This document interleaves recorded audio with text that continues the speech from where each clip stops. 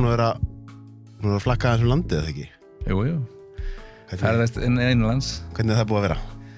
Það er búið að vera mjög fínt. Ég kom til Íslands frá 2. júlí, frá Vín, þar sem ég bý.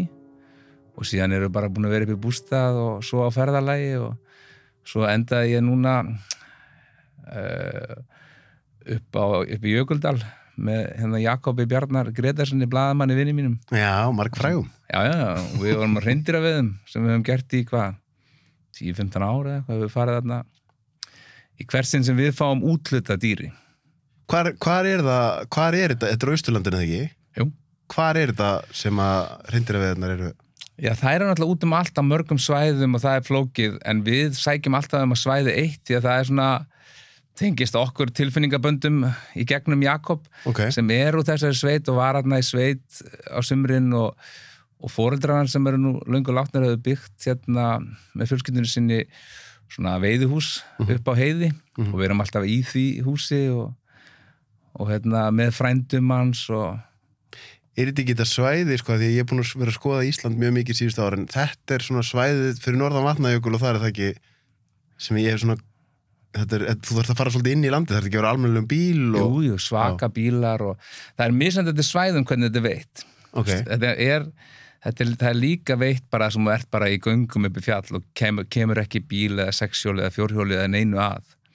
Og það er alveg þannig svæði sem þú getur veitt á og svo þessi svæði sem þurfa alveg sko, breytta bíla og stóra og þetta er rosalega misjandi eftir árum. Stundum hefur þetta verið veiði sem okkur algjör mannraun þar sem við höfum nánast örmagnast að elta hreindýrahjörð jável 2 daga og sofið yfir blánóttina í bíl upp á heiði og svo bara verið að hlaupa. Og stundum þetta rosalega auðvelt og bara eins og veiði getur verið svona flókið hvar þú lendir og við lendum í mjög auðveldri veiði núna. En ég man að við vorum alveg búnir 2016 vorum við 2 daga bara á hlaupum og það er náttúrulega upprunalega veiðimennskan rauninni þannig að löngu áður en mannkynið fann upp boga og örvar þá vorum við á sléttum Afríku og hlupum upp bráðina en ekki að hlaupana upp á spretti heldur að hlaupana til dauða í rauninni, bara malla á eftir henni og þess vegna maðurinn sér hannaður fyrir sko maraþonhlaup. Því við vorum með meira þol bara. Já, við erum með alveg frábært kælikerfi, allur líkaminn okkar kælikerfi og á meðan að til dæmis eins og ég á stóran sefferhund sem að ég hef mjög mikinn áhuga á langhlaupum og hann á ekki róðið mér í langhlaupi vegna þess að hann að kæla sig bara í gegnum munnina meðan ég með allan líkamann og getur að drekka og þess vegna við erum alveg sér hannu fyrir þetta og upprunalegi veiðimaðurinn var rauninni bara hlaupari og nokkri saman og það er líka og þetta var að talið að þetta hef ekki verið kynjaskipta, þetta hef bara verið eitthvað, það er ekki þannig að það hefur verið sko konurnar heim í helli og karlarnir úti á sléttunum að hlaupa, það var yfirleitt bara allir saman og svo varstu með fólk sem var misjaflega sumir voru miklu sprettarar, þeir voru þá svona tilbaka og þegar bráðin tók eitthvað sprett, þá komu þeir fremst og leiddu hópinn og það er líka þannig að í svona ultramarathoni þegar að vera að hlaupa 100 kilometra og jável 100 mílur og óbærstur hlaup þá dregst saman kynin svo manneskja sem hefur hlaupið lengst af öllum Íslendingum er náttúrulega kona já, af því að þá er bara fer munurinn einmitt, þetta er áhugavert af því að kallmenninir eru náttúrulega líffræðilega betri kannski á sprettinum já, að þeir fá betri tíma þar en þarna bara þetta dregst það bara saman og þannig var þetta á sléttum Afríku og ég held að það er talið allavega í 50-100.000 ár áður en við erum komið með boga og örvar og einhver verkfæri til að geta veitt færi þá erum við að veiða svona og líka eftir það vegna þess að með veiði ef þú gerir þetta hleypur að stað nokkur saman þá er næstu 100% árangur nema kom bara ljón og étið þig en ef þú ert með boga og örvar það hlýtur að vera ómiðað það er mjög erfitt að veiða með rifli og maður þarf að vanda sig svakalega þá er sko allar er mikla líkur á að þú klúrir því sko. Allavega með boga og örfum fyrir sko 200.000 árum hvenær kemur hann í áttum ekki alveg en kannski er þetta ártal vitlist en já, nú kemur að tómum konum mér líka en mér er þetta áhuga, ertu langhlaupari eða? Já, ég er mjög mikinn áhuga á því og hleyp mikið hvernig hleypur þú?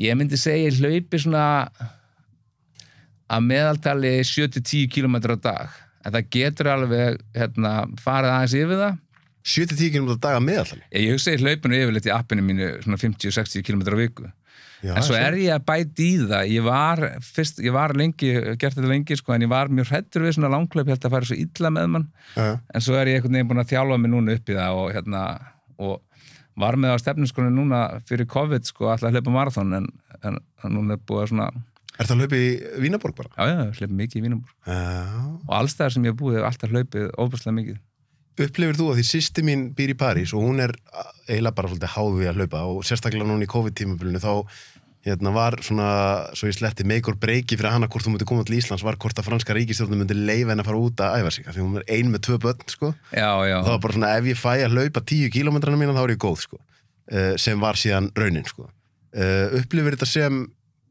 hugleiðslu?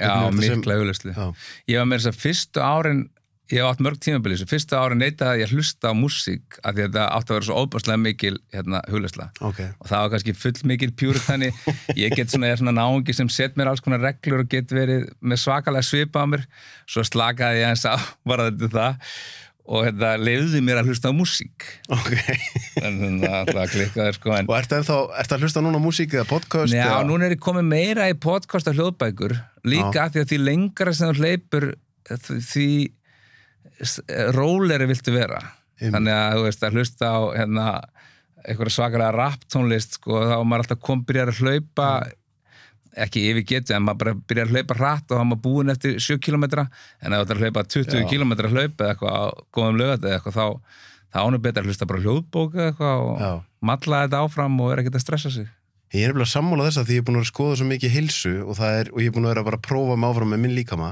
að ef að ég sko fyrst náttúrulega hjartslátturinn aðeins og þegar maður bara byrjar að ná sér í smá hlaupaforma því ég hljóp Laugaveginn í fyrra hann er vel gert Já, og ég meira þess að hafði mest hlaupið 16 km áður en ég en ég vanur að labba á fjöll og Laugavegurinn er ekki bara hlaup þetta er svo mikið upp og niður og svona en þá, einhvern veginn, það er eitthvað sem gerist þegar mann er text, þegar maður er aðeins búin að þjálfa sig að mann er text að vera hægja þess á sér í hlaupunum og halda púlsinn maður niðri, þá er maður í raun og veru þá er þetta svo rosalega streitulósun en leið og maður er farin að fara einmitt eins og segja kannski með upppeppandi tónlist fyrir að fara svolítið hraðar þá er maður komin inn í sympatíska taugakerfi og jafnvel farin að búa til streitu sko. Já, þá er maður bara þá er maður að kera, ég held að ég hef kert alveg á þeirri tilfinningu fyrst í að ég stundaði engar íþróttir sem barn ég var alltaf langt barn til að byrja með og bara gati ekki gert einar íþróttir og svo vaknaði ég upp 30 og var 67 kíló reykti 1,5 pakka af sígarettum á dag drakk helgar og borðaði bara rusl og vann mikið, var ofbærslega vinnualki og þá sagði þá var ég ritstjóri DFF og Teitur vinur minn Jónasson sem var yfirmaður ljósmyndadeildar býr hún í Kaupmannahöfn hann sagði þú verður að gera eitthvað voru bara dauður fertugur bara fáránlegur og hann kom svona úr íþróttum hefði verið markmaður í fótbolta og við fórum bara 5 daga vikunar fórum við bara í work class í ræktina og vorum bara að lifta og hann var bara, já þú verður að gera þetta bara hátteginu og ég bara setti þetta inn í rútínuna mína og hlýtti honum bara og allt annað kom bara eðla, ég tók aldrei ákvörðun að taka til í mataræðinu en eitt, það gerðist bara við þetta er svo mikið álag á líkamann og endan voru bara sígarettur og brennivín og holt farið og holt mataræði komið inn í staðinn og í dag er ég sko jafnhár en fóru 67 kílóum í að vera 80 kíló sem er bara kjörþyngd eða eitthvað að því ég var alveg og mér þótti þetta óbærslega smart líka að vera bara með síkó og lítið út eins og Axl Rose bera ofan eins og Christian Bale í Machinist Já, þetta er svoleiðis sko og mér þótti þetta bara what? Maður átti einhvern veginn að vera þannig og manni fannst manni líta miklu gáulegri út sko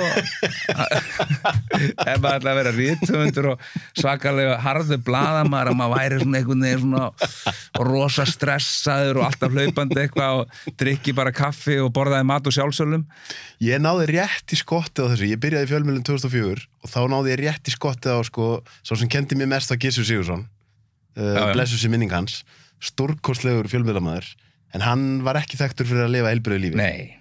Og ég náði skottið á einmitt sögunum af þessum svona erkitýpu blaðamönnum þar sem að sko þegar voru haldnir blaðamannafundir þá var áfengi á boðstólunum og þá fóru yfirleitt 2 blaðamenn, annar sem var á vaktinni og hinn fekk að koma með til þess að detti í það sko þegar hann var á frídegi sko. Já. og blaðamenn voru svolítið í fortíðinni þekktir fyrir að lifa mjög óhóllu lífi. Já. Og það er mitt, eins og þú ert að segja, þótti svolítið fínt. Það þótti fínt, þetta er stressandi starf, þetta er náttúrulega rosalega mikil taugaveiklun og erfitt kannski að fara eitthvað að tengjast tilfinningum sínum og ótta, þannig að það er betra að búa til þessa grímu í kringum það, sem er einhvern veginn, þú veist, setja allt í bara sígarettuna og stressið og taugaveikluna en þá, já, ég kom inn í þetta þannig, sko, þá þótti þetta rosalega fínt, það var bara því minni sem filterinn var á sígarettunni, því betra. Kamil filterslaus bara flottir að því. Mér er þetta svo gaman, langaði mitt að tala við blaðamennskuna og við erum bara konni beint þangað. Af því þetta er eins og segir, sko, maður hugsar ég skrifaði bók mitt ferðalagi í heilsu, ég keyrði mig náttúrulega bara út, þú veist, auðvitað á einhverjum punkt er það náttúrulega ekki fjölmiðlunum að kenna, ég hefði örugglega brennt mig út sami hver ég var, en umhverfi blaðamann á Íslandi er nú ekkert sérstakt. Nei. Þetta er ekki, þetta er rosaleg streita, maður er jafnvel eitthvað, ef maður fer í alvöru mála, þá er liðið að hóta manni og fara fyrir dóm og það verið að hóta fjárhagnum og alls konar. Hvernig sérðu það núna þegar þú ert búin að stíga svona svolítið frá, þú hefur náttúrulega verið ritstjóri varst ekki ritstjóri fréttablaðinu DFF og fréttatímanum? Jú. Einmitt. Og var það líka birting í tímaritunum? Einmitt. Jú, ég sé þetta, mér finnst það sorglegt, mér finnst, bæði horfi ég alveg stoltur á minn feril og svona, en líka svona sorgaraugum á svona businessin sem hefur verið, þegar síðan ég byrjaði í blaðamennsku. Ég byrjaði svona 96 byrjaði eitthvað að skrifa fyrir blöð og 97 var ég svona dettin á ritstjórnir og byrjaði dettin á ritstjórn DFF.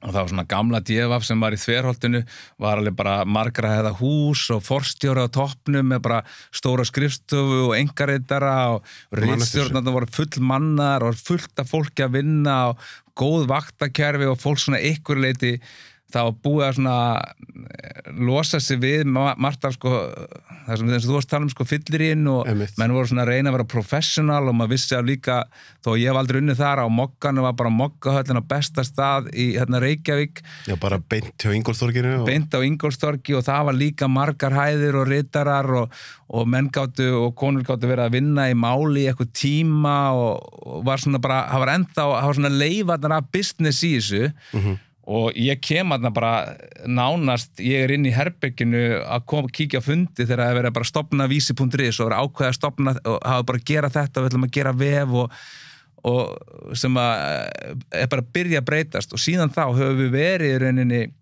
DFF verið gjaldþrota, 2, 3, 4 árum setna 5 árum kannski eftir ég byrja og síðan er þetta búið að vera svona rosa maður er búin að vera að horfa bara í dauðategjum það sem var bara vel mannaðar ritstjórnir eru í dag í rauninni ég meina og þú hefur kannski náð sjálfur í raskatið á býst ég við þegar að varst ekki freststöð stöðu 2? Jú, mér líður eins og ég hafi rétt náð þetta var áður en stöð 2 fór í Skaftaliðina. Já, það var ennþá bara fólk á ritstjórninni. Já, og það var alveg þannig að ég kem inn og þá er sko sá sem var búin að vera næst styst að starfa þegar ég er ráðinn inn var Ingólfur Bjarni Sigfússon og hann hafði verið fréttamaður í 3 ár held ég. Já.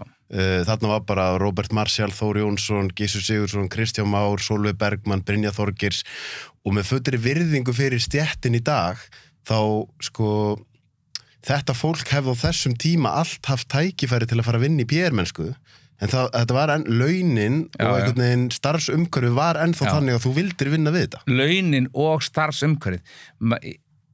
Mér þykir leiðilegast við minn blaðamennsku feril og ritstjóra feril er að hafa verið í rauninni stundum, ekki alltaf, stundum heppnaðist eitthvað vel og svona eins og gengur og stundum heppnaðist eitthvað vel í dag líka.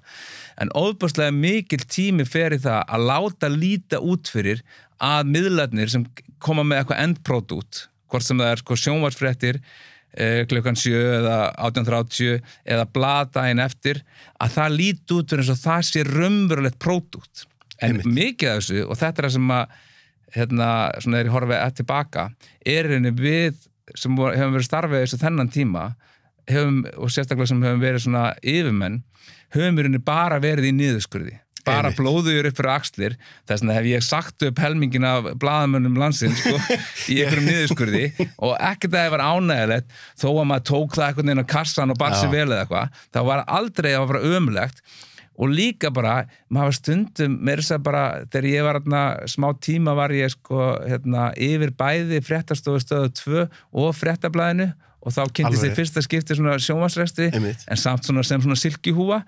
Hvaða ár var það aftur? Það hefur verið 2013-14 eða eitthvað. Alveg rétt. Og þá var stundum bara, varstu, og þetta ekkert leyndamál, þá varstu stundum bara með þess vegna bara vaktstjóra, tilgangslaust titill á slíkri vakt, á laugardegi eða sunnudegi eitthvað, fullt að gera samfélaginu og 2 fréttamenn.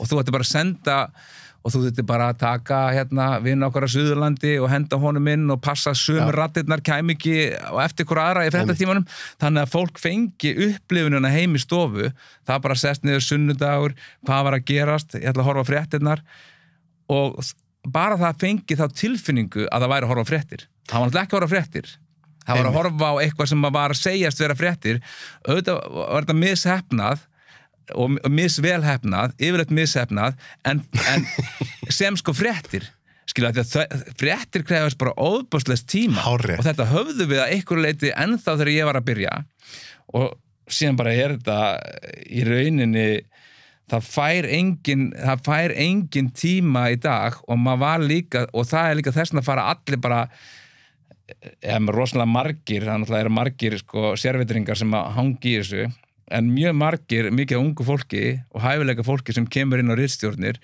notar þetta í rauninni bara því að þetta er ennþá fínt á CV-in og fer síðan bara að vinna hjá okkur stofnunum eða fer í ráðuneytin eða hver ráðherra er með 2 aðstofamenn og það er margt að þeim úr fjölmiðlum. Ég hef stundum sagt að ef að mér yrði gefin nægu peningur þá geti ég búið til bestu fréttastofu Íslands á morgun úr af fólki sem er að vinna við eitthvað allt annað. Já. Bara mjög auðveldlega sko. Bestu fjölmiðlamenn Íslands eru mjög margir að vinna við eitthvað allt annað og það er ekki að því þá langi ekki að vinna við fjölmiðla það er vegna þess að starfsumhverfið og launaumhverfið er bara þannig sko. En þetta er rosalega erfitt, það er líka einhver leiti þannig að í lífinu er það yfirleitt þannig að ef þú borgar ekki fyrir það ef einhver borgar ekki fyrir það annarkvæmt borgar fyrir það með sköttum eða eitthvað eða ef þú borgar eða með áskrift eins og ég kaupi áskriftur af miðlum og áskriftur bara af erlendum miðlum og þá er það gott eða þá er allavega líklega að sé eitthvað samband að sé eitthvað rekstur sem er ekki bara eins og dagblöðin sem er náttúrulega fyrsta ástin mín ég er ekkert svo mikið úr hef aldrei unnið við sjónvarp ég var eins og með sjónvarstátt og ég hef verið með morgunþátt í útvarpi og okkur svona sem hafa verið bara svona skringileg hliðarspor stóra ástin í mínu lífi hefur verið texti og skrifa texta og ég byrja ekki blaðamennsku, ég skrifa bók sem heitir Falskur fugl Ég er nefnilega það er svo margt sem ég langaði að tala um þig ég þekkti þig langaður en þú þekkti mig sko. Ég las Falskan fugl sem unglingur og það var bók sem var bara revelation á Íslandi þú veist ég talaði við Erp Eyvindarsson um daginn og við vorum svona að tala þú veist að hann gerði hluti í tónlist sem enginn hafði gert textar og annað, þú gerðir hluti í bókmenntum sem enginn hafði gert bara orðalagir þetta var næstu því þannig að fólki fannst þetta bara ekki sko mega koma fyrir augu unglinga því þetta var bara, en fyrir mig var þetta bara þetta var stórkostleg lesning sko því mér fannst þetta svona fyrsta skipti sem ég sem unglingur er að lesa eitthvað sem tengir alveg við minn heim einhvern veginn og orðalagið algjörlega á mannamáli En hún spratt upp á þessum áhuga mínum líka á blaðamennsku per se. Þess að ef þú tekur bara rómantísku skáldin á Englandi eitthvað, þá verður þau líka bara, herri, hér kem ég hver sem það er, Percy Bysshe Shelley eða Byron eða eitthvað, þó sem er að vinna með eitthvað fantasíur, þá verður þeir að koma með herri, hér færi ég eitthvað tíðindi, hér færi ég eitthvað nýjar hugmyndir. Sumar eru hugmyndir af bjartsýni og uppbyggingu, aðrar eru hugmyndir um bara það sem er verið að segja er frá breyttu tíðarástandi eða breyttum tímum.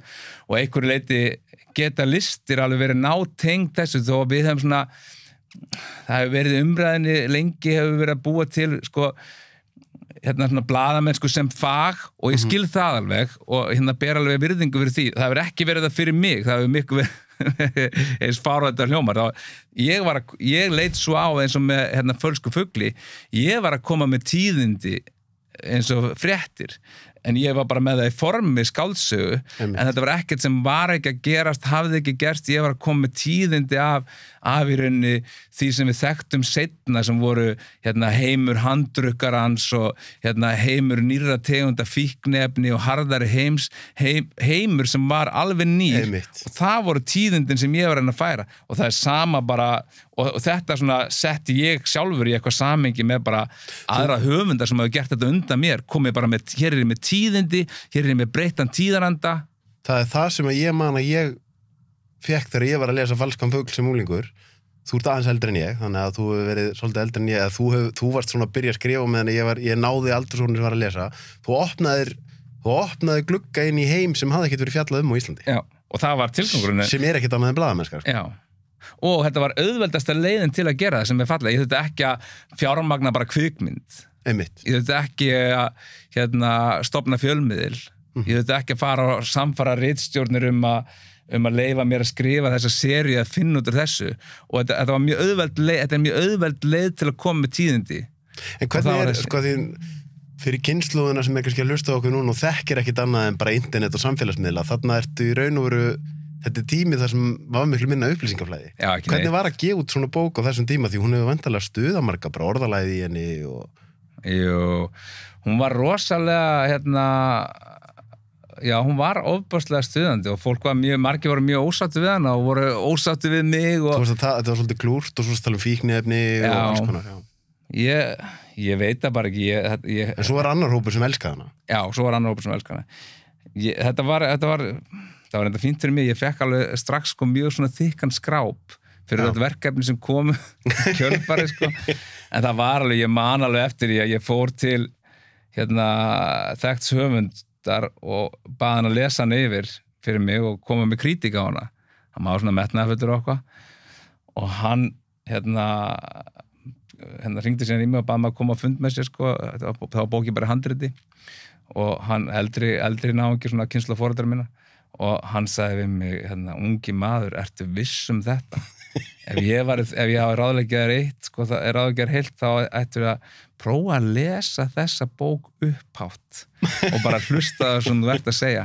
En svo var aðri, svo leitaði ég til annar og bókin fór okkar flakk og svona menn eins og Hallgrímur Helga svona ofbúrslega talsmenn bókarna og þannig að hún var líka alveg, maður var umdeldur en ég hef alltaf verið rosalega heppin líka, að því að akkurat þessi bók bara ekki að vera eitthvað sem hefði aldrei komið út en það voru svona einhverju svona rebelar og svona eldri rebelar sem tóku mig rosalega mikið upp á arma sína og það er sama með Ertu þá að tala bæði í rithöfunda kreðsunni og líka í fjölmiðlunum? Já, og það er líka, ég hef oft hugsað sérstaklega svona umræðu sem hefur verið undanfarin ár konur og feminisma og líka svona alveg tengist alveg Me Too en tengist líka svona framgangi kvenna innan fjölmiðla og innan rithöfundaséttarinnar.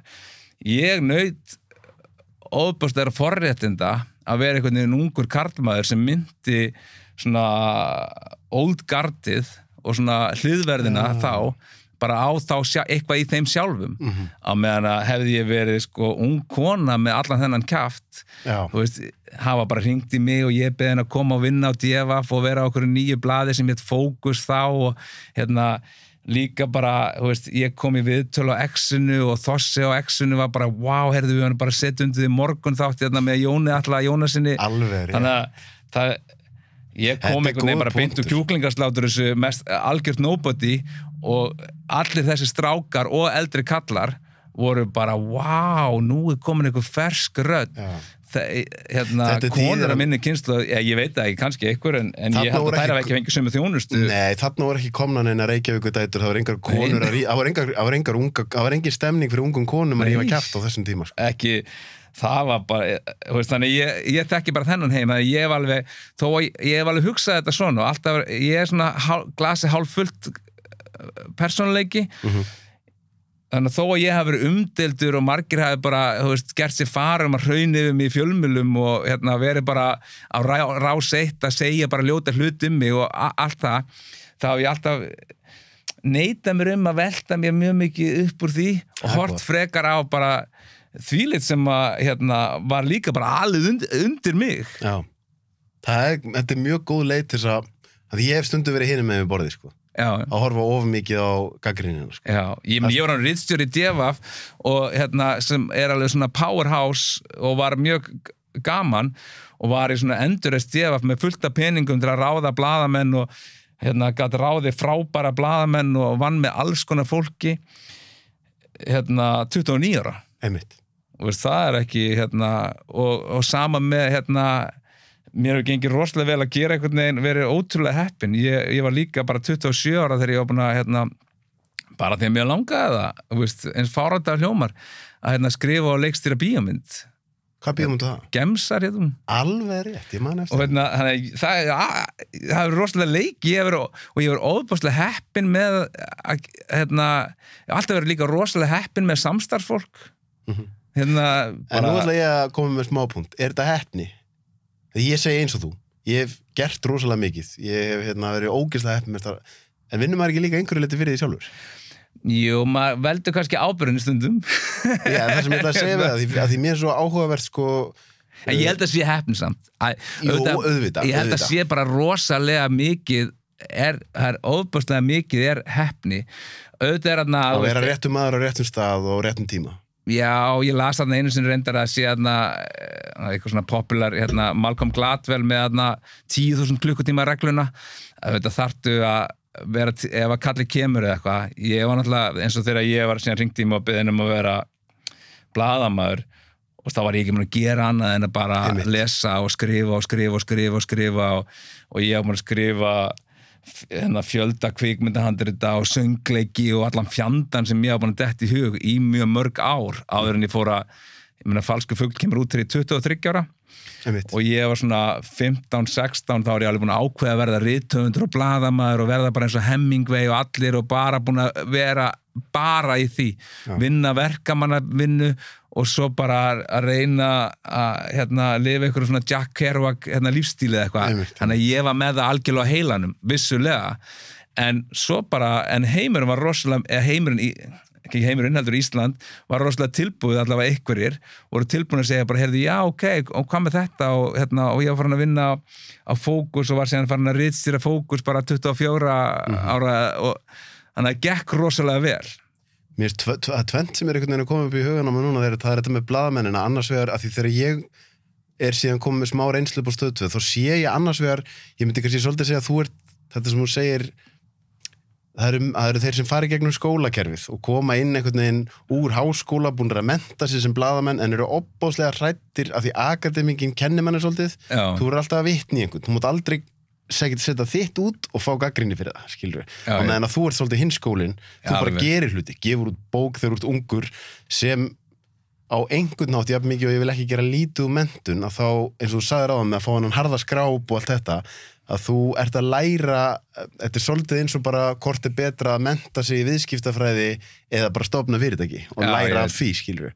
Það er annars það sem ég er að pæla og síðan hitt með krossið, þar sem ég vera svolítið áhugavert með okkur, er að ég hef farið yfir í að skrifa en ástríðan mín er svolítið ljósvakamiðlinn en þú hefur alveg verið að gera sjónvarp og gera útvarp en ástríðan þín er að skrifa dagblað sko, og síðan bækur og handrit og allt þetta sko. Já, það er bara það ég ber líka fulla verið einhverju menntun og fór sjálfur bara í hruninu þá fór ég sjálfur bara í háskóla og fór að lesa enska bókmyndir og Hvað varst að læra í háskólanum? Ensku okay. Enska bókmyndir, ég vildi verða betri að skrifa ensku og og vildi líka bara þú veist kynnast akademíunni og ég var bæði háskóla að læra ensku í Los Angeles og bara háskóla Íslands og ég reyndar ég hafði engan áhuga á prófu með neitt sko, þannig að ég var í 2 ár og klára og mun aldrei klára neitt og hafði engan áhuga á því. Nei, en það er nám til þess að læra.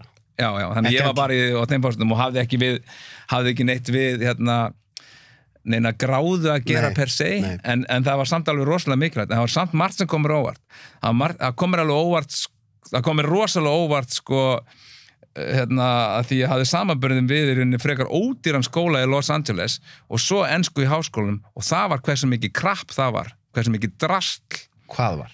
enskunámið í Háskóla Íslands. Að hvaða leyti? Ég var svo hneykslaður þegar ég var í Ameríku, þá voru prófin sko miklu meiri ritgerðir og maður skrifa alveg svona orginal svör, svo kom maður í var í mörgum fögum, jável þú varst bara í svona bókmennta áfanga bara að lesa Shakespeare eða eitthvað slíkt og þú fórst bara inn í og svona, sem allt í lægi, en þú fórst inn í tölvuverð til að taka krossapróf og þá ertu bara að taka hvort þú hafi lesið það í rauninni, þessi setning og þessu eða hinnu, sem allt annar lærdómur en bókmenntir snúast bókmenntir og bókmenntafræði myndi ekki snúast svo góður í netprófi, ég get alveg farið bara á Guardian eða eitthvað, þeir eru ekki mislega eða einhverja vefsíðu sem á Facebook og teki próf hversu vel ég að mér í 18. aldar skáldum í Englandi, en það hefur ekkert með það að gera hvort ég geti sett saman í rauninni bæði setningu eða hugmynd eða kenningu eða túlkun, og þessi var verulega ábandavant, þannig að þetta var svolítið svona geymsla fyrir fólk. Ég kom að þessum sko á maður á fertugsaldri, þannig að ég var alveg bara ég verið að taka undir þetta, þannig að ég mikið og maður vill ekki alhæfa og ég mikið og margt gott. Ég kláraði BA-próf í sálfræði. Pabbi minn sálfræðingur, hefur verið starfandi sálfræðingur í 35 ár, þannig að ég var alltaf með á bak við eyrað svona það sem að hann hafði sagt mér, og mér finnst mjög skrítið, ég klára 3 ára háskólanám í sálfræði, auðvitað ger ég ekki lítið úr því að síðan það framhaldsnámið sem gerir það að sálfræðingi. En ég læri ekkert að tala við fólk. Ég aldrei settur í að tala við fólk. Nei. Ég klára 3 ára háskólanum og ég bara læra einhver fræði, sko. Já. En ég held að þau séu bara í sama og sem þau eru sömu stöðu og við sem hefur verið að reka fjölmiðla. Þannig eitthvað fólk búið að reka háskóla. Það er eitthvað bara í niðurskurði. Það er miklu hagkvæmara að láta nemandan taka próf í tölvuveri sem krossapróf, heldur en að láta hann skrifa bara original ritgerð sem að þarf bara manpower og þarf bara prófessor til að setjast yfir hana og ritrýnana, og það er kannski bara eitthvað miðannar próf einhverjum bókmenntaáfanga.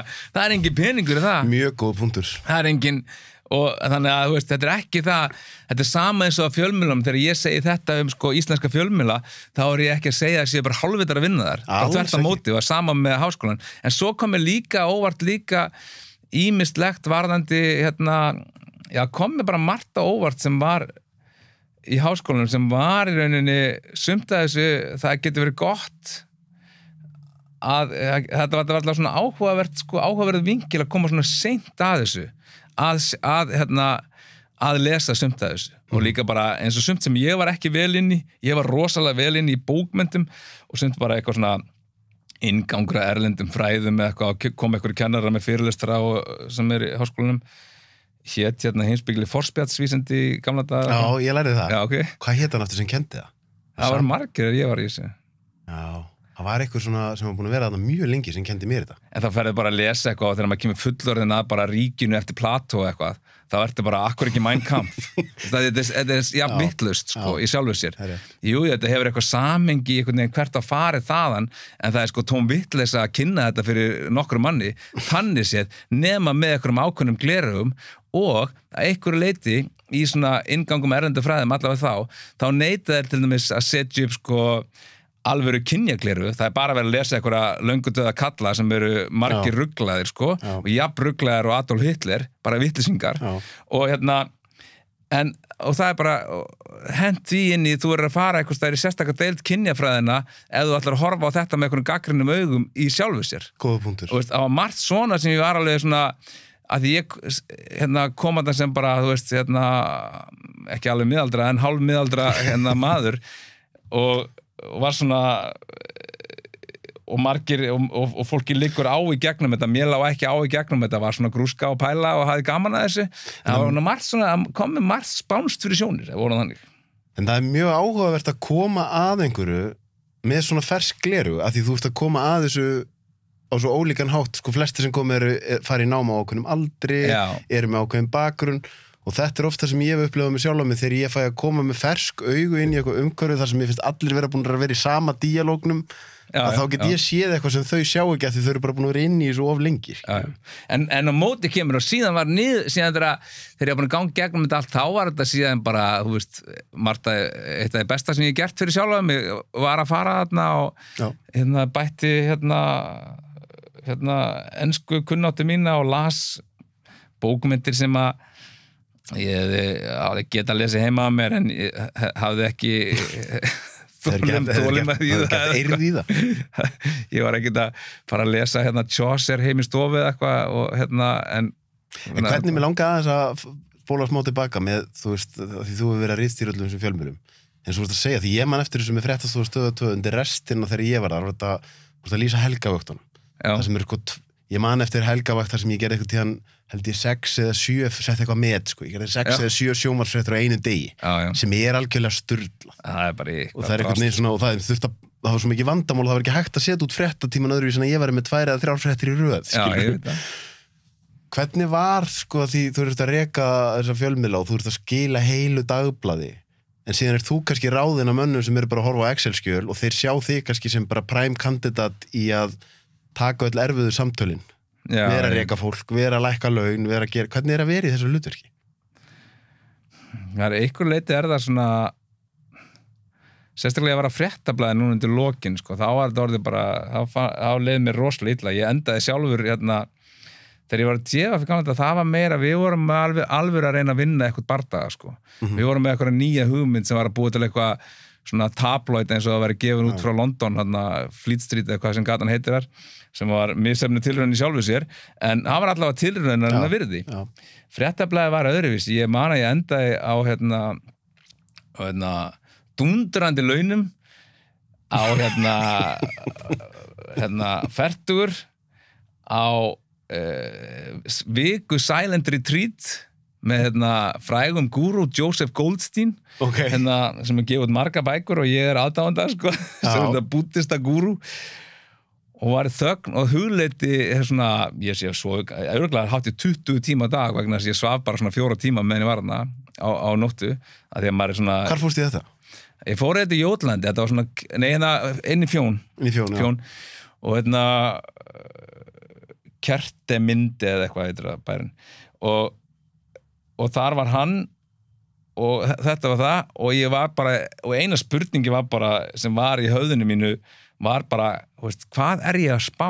Hvað á ég að gera við, þetta sem ég ætla að gera við líf mitt? Þú veist að þetta var algjörlega pointless, fannst mér. Og þá ertu í raun og veru komin í þessa stöðu að þú ert að fá fín laun en þú ert ekki lengur með neina hugsjón. Ekki neina, ekki þannig skilu, auðvitað alveg einhver hugsjón á bakvið að miðla upplýsingum og maður var alveg að reka ritstjórnir sem voru alveg alvöru fréttum líka. Maður hafði bara litla burði til þess, maður hafði einhverja burði til þess og það var alveg, raunverulega voru að segja fréttir og ég var með þar var ég aftur heppið með samstarfsfólk, Ólafur Þótt Stephensen var samritstjóri minn, ótrúlega svona yfirveður, ekki svona mikil dramadrottning og ég í lífinu ekki jafn keyrður áfram á tilfinningum sínum, þannig að hann var mér algjört akkeri og frábær maður og við vorum með þetta og hann alveg útspekuleraður líka í pælingum hvað það væri að vera blaðamaður, kannski meira fagblaðamanna megin heldur en ég sem var meira listamaður en svarið mitt var, ég kom heim og var bara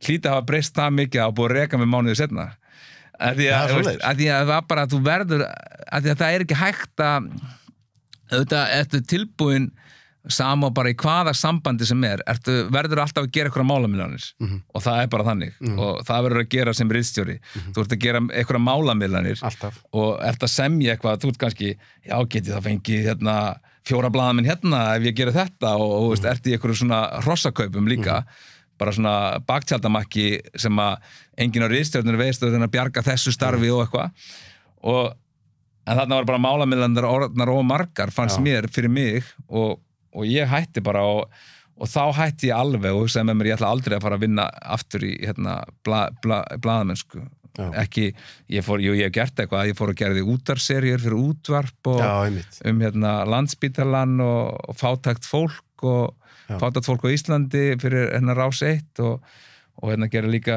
seríum sjálfa með það sem ég var sendur í sveit á sumurinn og heimsalla bæina og eitthvað svona.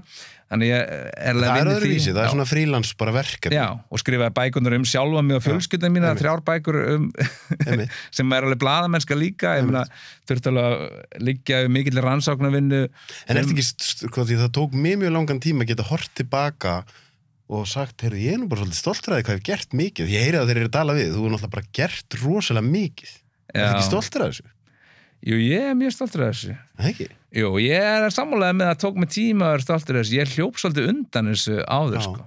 Sumt var ég bara, fannst mér bara hræðilegt. Ég hefði aldrei, fyrir 10 árum hefði ég aldrei nefnt kvikmyndina Gemsa í viðtölum. Nei. Að því ég bara, þú veist, mér fannst svo margt, ég náttúrulega svona svipun áhengi, sko, fannst svo margt ömulegt sem ég hef gert og gat ekki lesið, ekki einu svona falskan fugl eða, veist, bara, nei, bara, það lítur að vera að gera betur en þetta. Ég er bara mjög fyndið að því ég skrifaði ævisögu Jónínu Ben og svo skrifaði ævisögu Jóns Páls og ég var einhvern veginn þú veist gagnrýnendur ekkert svaka hrifnir að þessu einhvern veginn einmitt bara svona hálfpartin einhvern veginn reyna núna ég er bara rosalega stoltur að hafa prófað að skrifa bækur svo allt í hennu þegar maður er komin á þann stað þá skrifa ég allt í hennu bækur þar sem ég er ekkert að pæla í gagnrýnendum og þá fer ég að fá voða góða dóma. Já, ég veit. Þetta er rosalega skrítið sko. Ég náði því með bækurnar mínar sjálfa mig sem byrjaði á Týnd í paradís og síðan Syndafallinu og núna bréf til mömmu síðast. Já. Þá var mér alveg veist, það er svo mikill munur, ég var rosalega mikið stattur þar með falskan fugl og fleiri bækur sko, heimsæksta pappa og bækur sem ég skrifaði áður þá var ég svolítið mikið stattur þar og líka sem ritstjóri Djöfa sem var alveg bara mér er skít sama hvað ykkur finnst mig sem er ekki það sama og mér er sama hvað ykkur finnst mig þannig ég var svona svolítið þurfti svona að brynja með það sko, til að vera sama þurfti alveg að hafa fyrir því að vera sama og þurfti alveg bara setja undir mig hausinn bara mér er alskotnar sama hvað ykkur finnst mig og það er svolítið það merkir að maður er aðeins hræddur við álit annara ennþá þó maður alltaf hafna því sem er ágætt skilur þá heldur maður áfram og ver sig að því að maður er bara ungur og hræddur eða eitthvað og það er mikil breyting að vera sama og vera sama það er allt annað dæmi sko. Mjög góða punktur. Ég þekki rosalega mikið af fólki sem segir að því sé alveg sama með álit annar en ég þekki ekki marga sem hafa prófað að fá alls konar neikvætt álit og ég finni í raun og veru á þeim að þeim er í alvörunni sama. Það var náttúrulega mesta eldskýt sem ég orðið fyrir á ævi minni og hérna til að mann sko, ég var með sko stómapoka hluta af lífinni sem barn og strýtta því og erfitt og var í vandræðum eftir að hann fór mér með að bara halda hægðum og allt bara en mesta áskorun sem ég lendi í sko sem var ótrúlega mikið þroskaferli að vera bara sama hvað fólki finnst hann það var þegar ég var ritstjóri Djöfa og maður á forsíðunni barnanni einhver hengdi sig og það söfnuðust 30.000 undirskriftir og það var alveg þá þurfti maður alveg að hugsa bara þá þurfti maður að fara ekkert endilega endurskoðun en maður þurfti samt að ákveða hvaða gildi ætlar maður að hafa hvernig ætlarðu bara að standa með sjálfum þér jafnvel þó að þú samþykir að þú hafi gert að ákveðnu leyti mistök eins og við gerðum mistök alveg í fréttinu manninn og hún var aðalega svo að við vorum sem er náttúrulega kannski smáægileg mistök núna en mér fannst þau stór þá mér finnst þau núna mér smáægileg en 2006 fannst mér þau alveg stór sem var að við svona gátum ekki setja á okkur og uppnefndum hann þannig að fyrirsögna, þetta er forsíða sem kom út í janúar 2006 þá er forsíða búið að vinna þessa frétt í langan tíma það er maður vestur á fjörðum sem er barnanýðingur búin að nauðga fullt af drengjum 2 þeirra hafa stigið fram og er að kæra hann og hann er meira sér búin að játa í yfirheyrslum við lögreglu og við skrifum allt rétt varandi fréttina eins og við vorum alltaf með regluna við hringjum í alla og það er meira sér á endanum við hringt í hann og náði hann og hann vill ekki tjá sig sko og það er bara að skrifa þá þannig og svo erum við að gera fyrirsögn á forsíðu og þetta er bara fréttin það er hann er sakaður þetta og það er búið yfir hann og það er búið að gera þetta og fréttin er alveg rock solid í sjálfu sér en svo getum við ekki setið á okkur að ykkur bara eina af þessum momentum sko þannig að við breytum fyrirsögnu ég breyti fyrirsögnu á forsíðu í að sko taka sérstaklega fram að hann hafi verið einhentur ég man eftir hann er einhentur kennari eða eitthvað sko, slíkt sko sagður nauðga piltum og svo þetta á Vestfjörðum og við minnum að vera mynda á honum og okkur svona en svo gerist það nóttina áður en blaðið fyrir prentun en kannski tryggeraði símtali frá okkur það, ég veit það ekki, það getur enginn vita það, getur enginn borðað ábyrgð á því að þá hengir hann sig og finnst bara látin daginn eftir og ég þurfti alveg hvað gildi hefur maður, já þessi frétt var glannalega framsett og ég var bara, þú veist núna ég ekki eins viðkomið fyrir því og núna finnst mér að vera titlingaskítur en þá 2006 fannst mér þetta alveg vera í fullkomna árutinu minni vera bara, þú veist það allt í lagi betra að standa fastar í fótum vera ekki með eitthvað fíblaskap í svona máli þú veist, það alveg mátt sleppa því að segja að vera einhendur þetta var svona full mikið svona British tabloid The One-Armed Monster eða eitthvað slíkt þetta var alveg þar en það var alveg bara það var alveg rosalega lærdómsríkt ferli sem fylgdu eftir að vera svona umdeldur í eitthvað tíma. Það var, eins og segið, 30 eitthvað mann sem skrifuð undir og vildu láta leggja blaðið niður og... Að því ég var umdeldur fyrir það. Einmitt. Og það var ekki neitt. Það er bara eins og að vera ráðherra í lélegri ríkisstjórn eða eitthvað. Þetta var meira eins og að vera ráðherra í hruninu. Þetta var svona meiri líking við það. En ef ég horfa á þetta einmitt, því ég man mjög vel eftir þessu máli, ef ég horfa á þetta alveg blákalt, þá þetta grein á milli ég eða við gerðum kannski eitthvað mistök, en við berum ekki ábyrgð á því að maðurinn dó. Já. Það var það sem maður tók ákvörðun að gera en þetta var samt alveg, þetta var alveg ótrúlega áhugaverður tími og þess vegna ég oft með svona ég segi ekki var hann á mér, heldur var hann á þegar bara kom upp mál en ég held að sé ekki sjálfgefið eins og mál geta alveg það alveg rosalega mikill áróður gegn blaðamönnum og það alveg við erum þannig sé svona eitthvað leiti vanþrósku hvernig við dílum með blaðamennsku á meðan að það náttúrulega breytast núna líka allan heim en þegar ég var að byrja í blaðamennsku þá las maður eins og blaðamennsku í Bandaríkjunum þar sem að það rauninni meiðyrðalöggjöfin þar hefur alltaf verið reyndar núna þetta komið í rugl eitthvað Trump og eitthvað svona en þar hefur alltaf verið svona þessi vestræna hugmynd blaðamennsku sem hefur verið það ekki einu sinni þannig að þú segir maður þessi frétt Mikael Torfason borgar ekki skatta eða eitthvað, bara eitthvað þá það þú verður að vinna það á nokk og síðan fer ég bara í mál við DFF sem segir þetta mig og þá myndir þeir segja það satt ef það satt þá bara tapa ég, skilur og segja mig ég sinni, ekki satt, búin að borga alla skattana þá það þarf það að vera, var þetta gert af DFF með illum hug vissu þeir, það var spurningi vissu þeir ekki betur og ef þeir vissu ekki betur þá var ekki hægt að dæma þá samkvæmt bandarísku löggjöf og samkvæmt svona vestrænni hugmynd á meðan að hér ég hef tapað þegar ég var ritstjóri ég veit það ekki núna, ég man það bara ekki en eitthvað milli 8 og 12 meðirðamálum. Já, það svoleiðis? Já. Ok.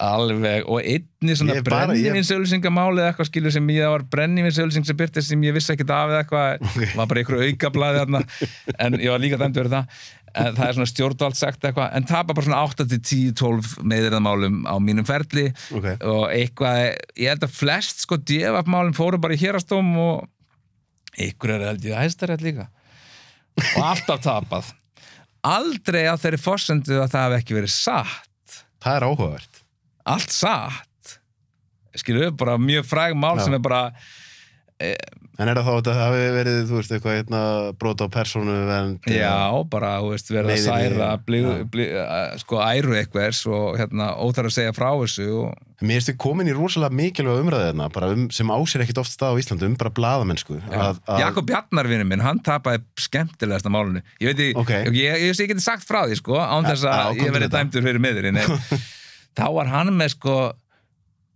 hann var eitthvað með 1 slúðumóla held ég man ekki alveg hvernig það var en hann var með sjónvarpistil og það var nafntóðu persóna sem var sjónvarstjóri Skjás 1 þá og hann skrifar sem var sett á mynd með pistlinum og Jakob valdi ekki mynd, hann skrifar bara sjónvarspistil sem stundum blaðir sem svona og pistilinn hans fjallar það að sjónvarsdagskráin á Skjá 1 sé eins og geðþekkur geðsjúklingur og hann var að meina að þú setur að horfa hérna á America's Next Top Model, næsta sem þú horfir á Dr. House og næsta, og bara, sem er kannski bara sjónvarp in general eða eitthvað sé þannig, skilju, og svo þetta með Silver Eils og bara all over the place, það engin stefna eða eitthvað fannst honum með eitthvað í þessum pisti og þetta er bara svo, og fyrirsögnin endar síðan og hann skrifar hana nú, geðþekkur geðsjúklingur, síðan bara pistilli fjalla bara skjá einn og einhver layout maður í umbrotinu sér þetta skjár einn, setur mynd af sjónvarpsstjóranum og hann fer í mál og hann er bara dæmdur fyrir bara, þú veist, að vera líka honum við en þú veist og það er gert á þeim forsendum sem er alveg og hefur alltaf verið í siðareglum blaðamanna sem er að þú skalt reyna eftir bestu getur bla bla bla að særa engan eða móðga engan og það er svolítið erfitt og það er líka íslensku þjóðarsálni við segjum sko að við viljum vitna í Einar Ben ljóðið hans og segja sko aðgát skal höfð í nærveru sálar og okkur svona og ég fyrir mitt leyti ég er með þykkan skráp og ég veit það bara ekki, ég er ekki viss sko, það var fullt af fólki ég vil venda rétt fólks, það var fullt af fólki sem vildi segja þá skoðun sína að ég hefði drepið mann þegar ég var ritstjóri DFF og hann hengdi sig og það voru bara nafntóga fólk, það var bara formaður þingflokks, framsóknarflokksins þá var í ríkisstjórn og það var bara dómkirkjupresturinn og ýmsir sem stigu fram og Össur Skarphéðinsson og bara fullt af fólki og margir með svona mjög harðar skoðanir og líka kannski töldu þessi einhvern veginn ekki eiga neitt töldu að við ættum ekki mikið inn í það sko, búinir að vera óþekkir svona óþekk á ritstjórninni og við Jónas Kristjánsson mjög óþekkir í íslensku samfélagi en það hvarfla aldrei að mér að fara í máli eða eitthvað, sérstaklega ef maður er sko svona málslútandi þá þetta böggar mig ekki neitt sko, þú veist, þetta geta alveg böggað mig, ég geta alveg setið heima að mér á sárnað, en mér finnst að það persónulega, það sé ekki nót til þess að ég eigi að fara bara og fá þá dæmda til að borga mér fjárbætur eða þurfa að taka orðsinn tilbaka, jáfnvel það er á rangt fyrir sér. En er þetta ekki mitt svona, hann er önnur kannski svona kjarnaumræða sem er sko að tjáningafrelsið er einskis virði að maður er bara pæli því fyrir hönd þeirra sem eru sammálamanni. Já, ég veit það. Og líka, og líka þeim sem eru sammálamanni og líka þeirra sem eru ekki sko rosalega óþægilegir. Og sumir eru að tjá sig og eru bara virkilega óþægilegir. En einhvers staðar þarf einhver lína að vera, þú veist, við Já, því þeir sem eru rosalega óþægilegir, það kannski, þeir segja kannski rosalega mikið að þvælu, en af því þeir þora að vera óþægilegir, þá hitta þeir stundum á punkta sem er alveg nauðsynlegir. Já, ég veit það, en síðan er þetta, leiðu að segja þetta, þá er maður sjálfur, hefur maður verið það sem er magnað þetta, það er ekki verið að tala mig, þó það sé beint gegn, þó það sé sagt Mikael, þegar ég var ritstjóri DFF. Þetta er það sem að fólk fattar sko, það sama bara, ég þarf að veðja, ekki alveg viss, en ég þarf að veðja að þú myndir hitta hönnubinnu, sem fólk var bara, sem var ráðherra, og fólk var að hrauna mikið yfir út af ýmsum málum, út af útlendingamálum og rekstri lögreglustöða og svo framvegis. Ég þarf að veðja að það hefur verið erfitt fyrir hana að vera í Laugardalslauginni á meðan það gekk á, og saman með mig.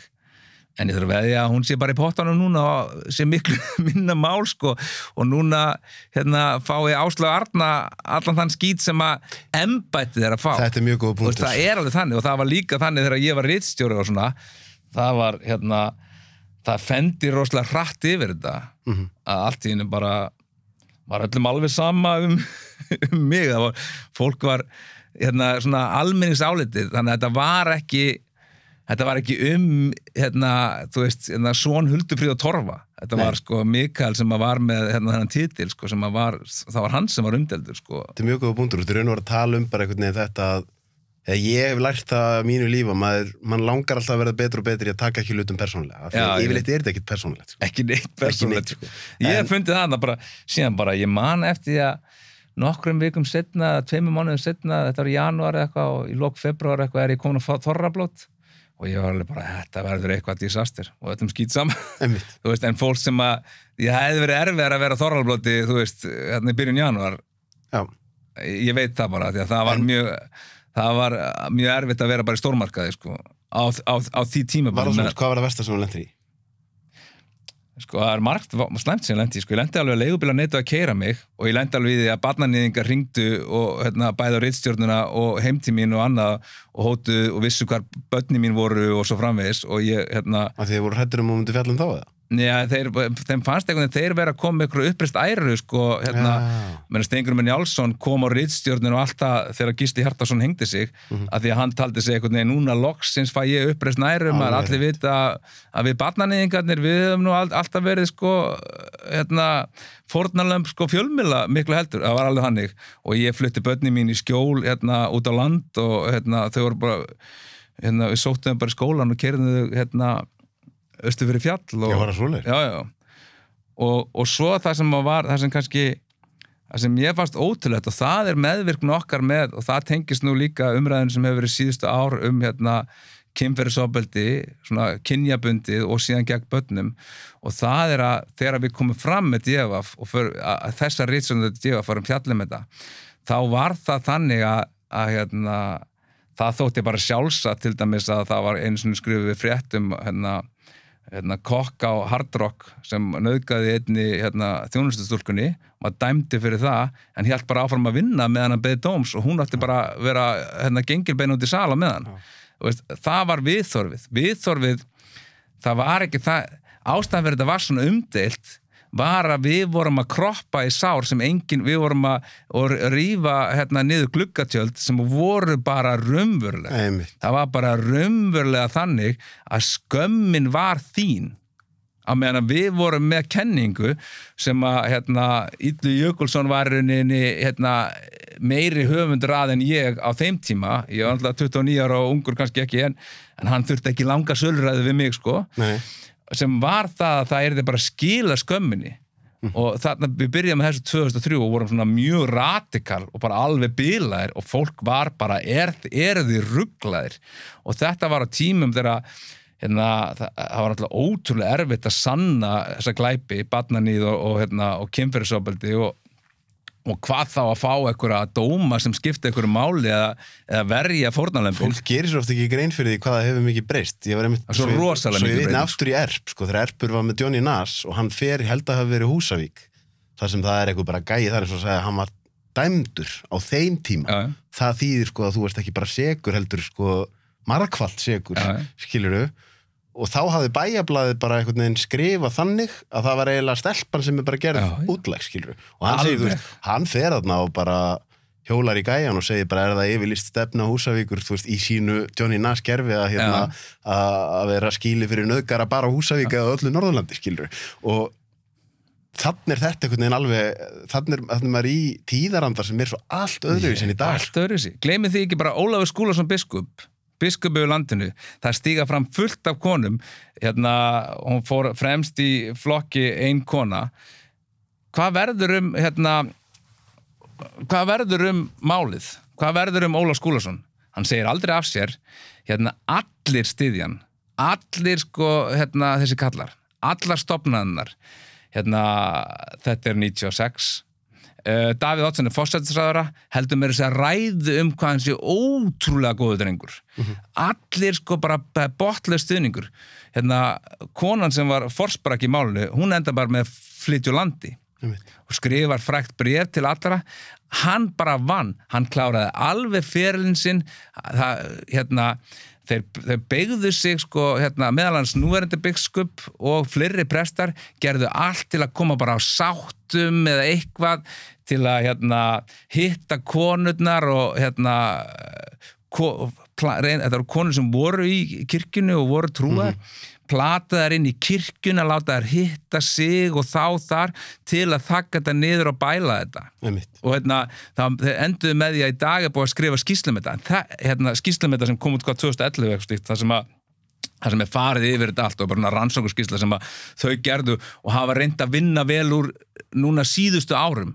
En það tók samt 15 ár fyrir þau að reyna að vinna eitthvað úr þessu á eitthvað svona sæmilegan hátt og þetta var tíðarandinn þannig að og hann var alveg skipti engu máli meira segja þó að menn væru dæmdir og þó þetta þótti sýnt og sanna og það, þú spurði hvað var það alvarlegasta sem lendi og það var skrýtnasta sem ég lendi síðan einhverjum mánuði liðnir af þessu DF-máli og þessi maður búin að hengja sig og búið að jarða hann og þá ég fór þar og ekki að vera ofstoltur af því, ég fór að vinna bara fyrir Jón Ásgeir þá í útrásinni í Danmörku að stofna dagblað þar og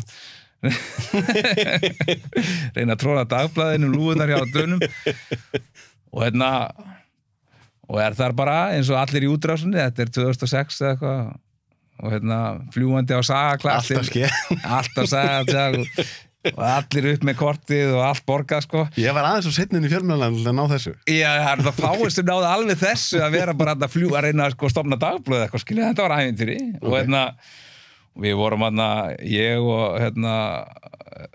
við vorum handbendi Jóns Ásgeirs, ég og Gunnar Smári og fleiri en svo ég að kaupa hús raðhús í Grávei á að stækka við sig að fara að eignast þriðja barnið og svo bara búið að bjóði það, búið að ganga frá öllu og allt og svo hist til að undirrita væntanlega var hist alveg til að undirrita afsal þá svona lesið yfir allt og yfir þetta gert í mesta bróðerni eins og sagt sko og þá kemur fasteignasalinn inn á fundarherbyggi til okkar og þá vorum við að kaupa húsið af Kristni H. Gunnarsinni, þingmanni, sem var þá þingmaður Vesturafjörðum, óbúðslegu vinur þessa barnanýðings og segir og fasteignasalinn kemur eitthvað svona hálf vandræðalegur og segir, heyrðu, hann Kristinn sem þú ert að kaupa húsið af eða þið og hann neitar að vera í sama herbergi þú, af því að hann var svo óbúðslegu vinur Gísla Hjartarsonar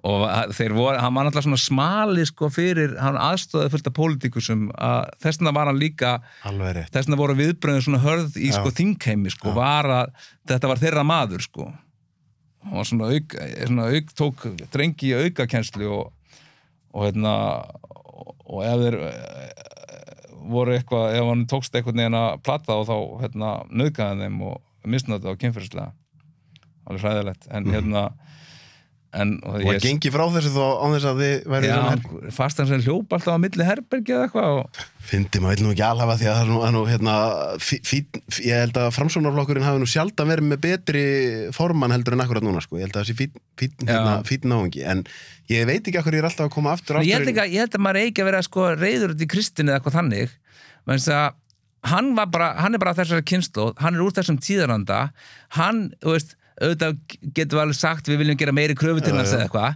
en líka bara ég hef ekkert hann var ekkert með, hann var líka með alveg fín þingmál og var með ýmislegt gott segja, sko, ég veit ekki hvað ég er alltaf að koma aftur og aftur í viðtali sem ég tóku þeir eru báðir svona rebelar og það var alltaf það var Framsóknarflokkurinn sem vildi láta banna rottvælerhundana og eitthvað Framsóknarflokkurinn hefur svolítið mikið verið á móti rebelum sko. Hann svona vill bara vera með þetta prúða stiltar samfélag þar sem enginn er mikið að stugga við valdastruktúrnum og það er svolítið svona Framsóknarflokkurinn í gegnum tíðina sko. Já, stjórnendur hans, það eru þeirra gildið eitthvað sko. Hann var náttúrulega ekki svona Steingrímur okkar Hermannsson, það er okkar Framsóknarmaður. Ég náði einu viðtali það er svona sko segja, ég hef náð einhvers konar viðtölum við alla forsætisráðherra Íslands, ég náði meiri sér Steingrími Hermanns sko. Já, það? Já. En ég held að þetta sé rétt sér, þetta sé líka þeir eru svona, þetta er svona ungmennafélagsandi og svona samvinnuhugsunin og akkur ættu, og þeir nálgast hana bara aðeins vitlaust vegna þess að það er alveg þannig að þeir vilja einhvern veginn, segðu bara eitthvað sem bætir samfélagið og ef ég ætla að segja bara, heyrðu, ég er með neitt sem bætir samfélagið hann bla bla bla er barnanýðingur og við verðum bara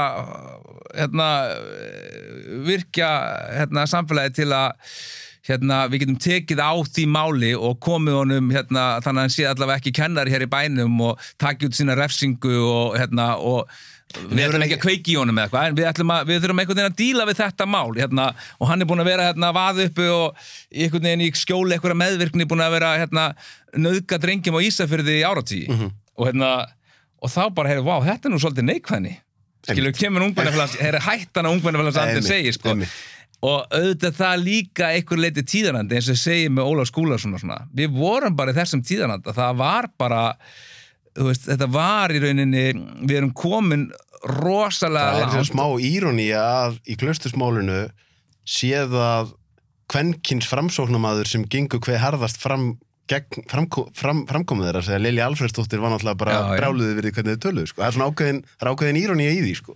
Já, maður er alltaf ekki alveg með, svo er maður líka nú sjálfur en núna maður er að reyna að þykjast þar með puttan á púlsinum eitthvað, en maður er sjálfur miðaldra og þess vegna ég rosalega opinn þegar ég að, þú veist, hlusta á, þú veist, þegar maður var að heyra, þú veist, umræðanum Me Too sem maður var ekki inn í og ég var ekki að störfa á blöðum og eitthvað, vegna þess að oft svona róttekni getur náttúrulega, þú veist, fólk getur gert mistök í þeim og hlaupið fram úr sér eins og ég hef oft gert í, sko, umræðu og debatum og eitthvað svona, en að því að alltaf eitthvað sem að, þú veist, má laga og það eru alltaf einhverjir sem fara sem að, einhvern veginn lendi í þessum hlutverkum eða taka sér þetta hlutverk eins og ég byrjaði eins og nefndi falskan fugl upphafi.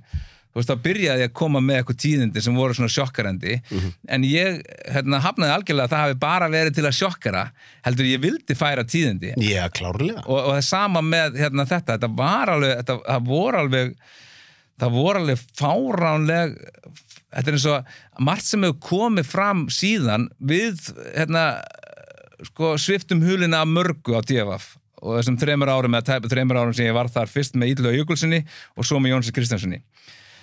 En margt af því sem hefur komið fram á síðustu árum var eitthvað sem við vorum að reyna að ná en gátum ekki farið með út öðruvísi en að hafa ákæru, dóm, eitthvað framburð, eitthvað trúverðugt sem saman bara margt af þessu bara Jón Baldvin, þetta var að hverju einasta, þú veist, einu sinni í mánuði á 2 mánaða fresti vildi reyna einhvern veginn að fjalla það. Þetta voru stóra sögur sem gengu á lengi, Mér var sagt frá þessu 2005 með Jón Baldvin. Já, nákvæmlega. Að það er alveg erfitt og það er örugglega erfitt líka fyrir marga sem eru í lögreglunni og svo var það líka, varstu líka bara, sko, að synda gegn eða hvernig sem er orðað, sko, að takast á við einhver öfl sem eru algjörlega ósýnileg og eru kúltúr og eru menning, hvernig við höfum fjallað hvernig við höfum borið, hvernig við höfum litið á Það var einn maður sem að mér langar nú mikið að fá hann í viðtal, ég veit ekki hvort hann sé til í að koma en ég hef tekið viðtölu að Davíð Oddsson. Þið náðuð aldrei einhverju höggja á hann af því að hann var með vinnubröðunars voru þannig að hann skildi ekkit eftir eina slóð eftir sér. Fyndnasta sem ég lendi í með Davíð, sko. Davíð er alltaf ruglukottur, sko. Og svo var einu sinni, hann var eini... Ruglukottur hvernig? Og fólk elskaði hvað hann var mikið ruglukottur. Ég man eftir einu, þá var hann bara í viðtala... En ruglukottur er samt snillingur, sko. Já, en þá var hann í viðtala á Bylgjunni og var að segja, var eini þjóðarleiðtoginn, George Bush, yngri forseti Bandaríkjanna, nýbúið að ná Saddam Hussein og allir eru að segja bara eitthvað, þetta er bara domestic matter, eitthvað í Írak og þetta er innanhúsmál þar og hvað er gera við hann. Davíð fór í viðtala á Bylgjuna, örugglega síðdegis útvarpið eitthvað og eða morgunútvarpið og það er ekki nóg, þá var það, sko, það er ekki nóg að drepa hann einu sinni, heldur það að drepa hann oft, sem er náttúrulega svona þetta er svona, það er oft verið kenndið við svona leigubílstjóra heimspekingin, sko, sem er Davíð, sko. Þú veist, þetta er svona gaman að rífast við eitthvað leigubílstjóra, sko, sem er hann, en hann var óbúslega vinsæll og dáður. En það fyndast þegar við lendi, ég man ekki hvað það var. Þá var það eitthvað máli eitthvað, því að hann vildi alls ekki fara inn í ein viðtöl og var rosalega mikið svona stýraði við hverju hann talaði og allt þetta. Og þess vegna er erfitt að fá hann í viðtal. Þá varum við einu sinni í símanum á DFF. Það var eitthvað, kannski var það Símon Birgisson eða eitthvað sem var blaðamaður þá, sem var í símanum og Davíð neitar að koma til dyra en húsvörðurinn er að banka hjá honum og þá létum við, sko, þá var ég að gjamma í eyrað á Símoni sem var að gjamma í eyrað á húsvörðunum sem var að banka á Davíð og við náðum að taka einhvern veginn viðtal við hann í gegnum, sko, húsvörðin ég var ekki hvað þetta var kannski fjölmiðlafrumvarpið eða eftirlaunafrumvarpið eða eitthvað. Það var eitthvað svoleiðis. Þetta reyður upp fyrir mér. Svona talar við Davíð, sko. Ég held að það veri, sko, ég nefnilega var búin að vera að reyna þegar ég var upp á Stöð 2. Hann var eiginlega einu, af því fólk vildi yfirleitt koma í viðtal til mín. Davíð var svo eini sem mér það ekki tekist að fá í viðtal. En svo er ég rekinn frá Stöð 2 og þegar ég er orðinn óvinur Jóns Ásgeirs, þannig að ég geri þá tilraun og sendi langt, ég handskrifaði bréf að því Davíð notaði ekki tölvupóst. Ég handskrifaði bréf og setti það inn á lúna hjá honum að ég vildi fá að hitta hann og taka viðtal við hann. Síðan fór ég á Skjá 1 og síðan tek ég viðtal við hann á Skjá 1 sko. 2 viðtöl. Og þá mér boðið strax inn í Seðlabanka og ég hitti Davíð í kakósúpu sko. Já, það var eitt af eftirminnilegri mómentum mínum þegar mér boðið inn í Seðlabanka og sagt að Davíð vilji hitta mig í hádegismat og við hittumst í risastóru fundarherbyggi, kakósúpa og fiskur. Og ég búinn að sitja með honum í korter þegar það ringir, eða sem sagt kemur konun dyrnar og segir Davíð, þú verður að taka síman og það er svona sími á veggnum og hann fer í síman og já, leitt að heyra það. Og þá verið að tilkynna honum að Geir Haarde hafi greinst með krabbamein á meðan að ég inni í honum. Sko. Hvaða dagsning allir að segja? Þetta í janúar 2009. Mér svo magna, já, það svona sent sem hann greinst með krabbamein. Ég held það sko, ég held ég sé að fara rétt með þetta að það verið í janúar 2009 frekar en þetta í byrjun árs 2009. Mér alltaf fundist bara svo magna því ég skrifaði þarna leikrit Guðbless Ísland með Þorleifi Erni Arnarsinni sem ég unnum mikið með leikrit og þá var að skrifa leikrit bara rannsóknarskýrslu Alþingis sem við Þorleifur gerðum sketsa upp á Skjá 1 þar sem við vorum með við fengum, ég fekk Siggi Hakkari lét mig hafa sem að kemur síðan náttúrulega í ljós að hann hafði lekið í út allt með Milestone-dótið og við Þorleifur vorum að hugsa að þá hefur Þorleifur komið með þessu hugmyndum að leiklesa það sko. Svo hafið þið tekið það lengra með En þá þátt með svo magna hvað það var mikið dramatík með að þú veist, Ingibörga með eitthvað svona heilaæxli eða eitthvað fara undir hnífinni í New York, Mount Sinai Hospital og þú veist, Ólafur Ragnar í eitthvað hjartaþræðingu og Geir síðan greinist með krabbamein Svo Halldór Já, Halldór, einu sem frískur Davíð. Já, en Davíð fekk náttúrulega krabbamein líka. Já, seinna. Nei, fyrr.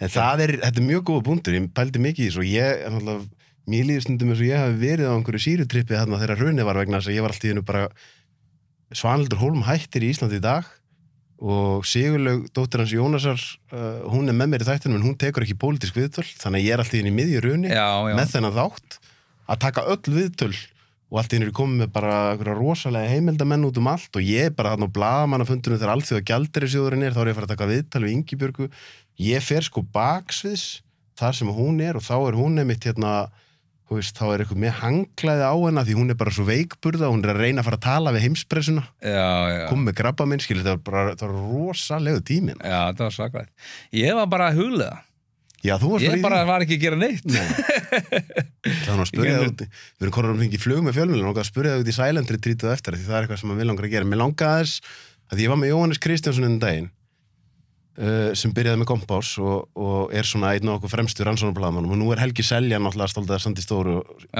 Venjulegt fólk skilur held ég stundum ekki að íslenski fjölmiðlar ekkert að setja eitthvað svona í loftið nema að vera búin að fólk heldur stundum að fjölmiðlar séu bara eins og einhver sem setur eitthvað út á Facebook eins og þegar þið voru að koma með því erfiðari sem málin eru og því líklegri sem þau eru til að hafa afleiðingar fyrir einstaklinga því öruggari þarf að vera að þetta sé rétt Skilurðu, ég held að fólk heldur stundum einhvern veginn að fjölmiðlar séu bara sull einhverju út bara því það langi að koma að höggja á einhvern.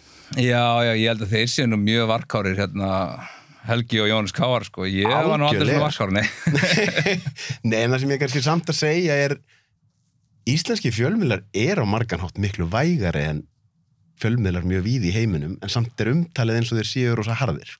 Helgi var hjá mér á D.A. sko, þegar hann flutti í bæinn. Byrjar hann fjölmiðlaferilin sinni hjá þér? Nei, hann var að vinna á blaði Austur á Fjörðum. Austurglugganum? Já, Austurglugganum. Hann var að vinna þar, aðalspaðið þar og þeir, ef ég man þetta rétt, þeir voru svona Spútnik krakkar einhverju sko, þau voru í sveitarstjórn og með eitthvað flokk og... Kemur hann beint frá DFF yfir á NFS? Já, beint að, ég held að hann var beint frá okkur. Hann stoppaði ekkert lengi okkur, en hann var svaka... Ég var inn á NFS þegar Helgi kemur og þá man ég að hann var orðin svona smá stjarna út af því bara hvað hann þótti vera að gera flotta hluti á DFF sko. Við vorum í líkvöndamálinu sem var að setja bíómynd.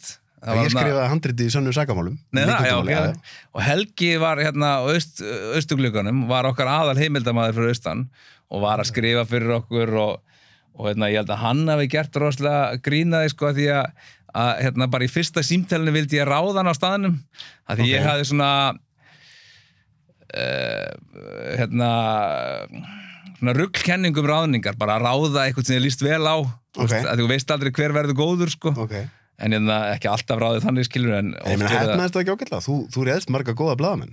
Jú, marga líka sem endur ekkert í þessu átt ekkert í þetta það fylgir sko, en allar ráðningar þannig, það er að ráða fólk, það er rosalega það er sagt sko, það er alveg virt félagsfræði kenning sko, að allir sko hækka í tigg þar til þeir koma á sko á staðinn þar sem þeir eru algjörlega vanhæfir segjum að þú sitt í starfi, byrjar einhvers staðar í starfi og stendur þig vel, það fyrsta sem fólk vil gera er við varum að gefa honum stöðuhækkun og þetta gerist bara hvar sem skilur hjá sjóa eða eitthvað og svo stendur þig vel í því starfi sem þú fékkst stöðuhækkunna, þá vorum við að hækka þig tigg og við hækkuðum þig tigg alveg þar út orðin vanhæfur, þá hættum við að hækka þig tigg eðli máli samkvæmt, menn þá ertu bara hann stendur sig illa, við ætlum ekki að hækka hann tigg og það er rauninni þetta er áhugavert. Þannig að suma var maður að kippa inn sem bara átti ekki heima þarna skilur og voru komnir á stað vanhæfni sinna sko. Já, einmitt.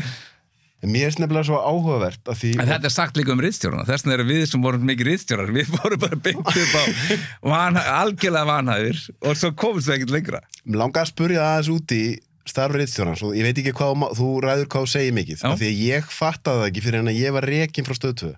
Ég vil meina að þú veist, nú ætla ég að ofna með aðeins, ég hef svona aðeins sagt frá þessu að ég er settur að yfir Íslandi í dag í miðjurhruninu og áhorf var að aukast og það var, ég held að ég sé ekki hlutdrægur þegar ég segi að ég hef aldrei staðið með vel í fjölmiðla vinnu minni eins og akkurat þarna.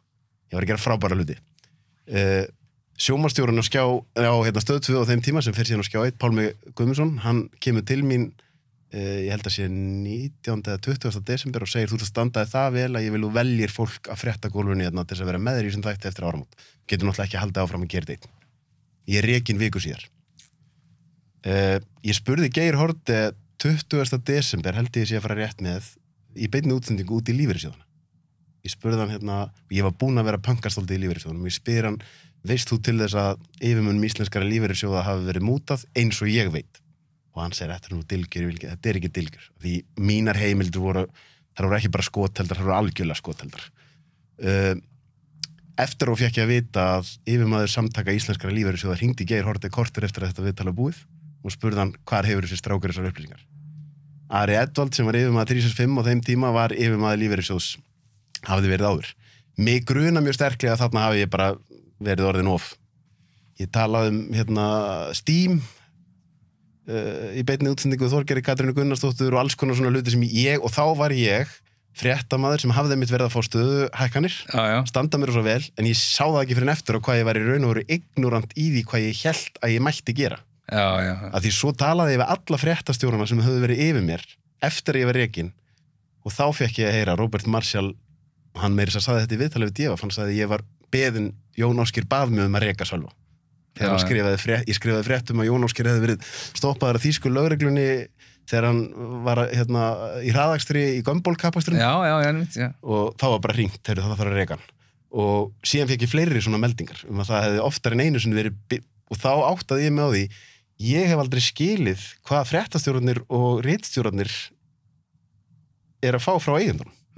Ég var rosalega ignorant, ég hélt þetta væri miklu saklausar en þetta var, skilur. Hvernig var það? Því það var mikil umræðum á þessum tíma með afskipti eigendana og bara svona einhvern veginn hvað blaðamenn máttu gera og að vera þessi veggur á milli blaðamannan og eigendana. Þetta er rosalega erfið staða sem þú ert í, að þú ert inn í, segjum við sett alveg bara top of the food chain, þá ertu náttúrulega inn í bakherberginu og þá er líka einhverju leyti eðlilegt að fólk fái bara tjá sig eins og vill tjá sig. Og svo getur þú sagt bara, nei, við erum ekki verið að reka Sölva, skilur, ekki verið vitleysu.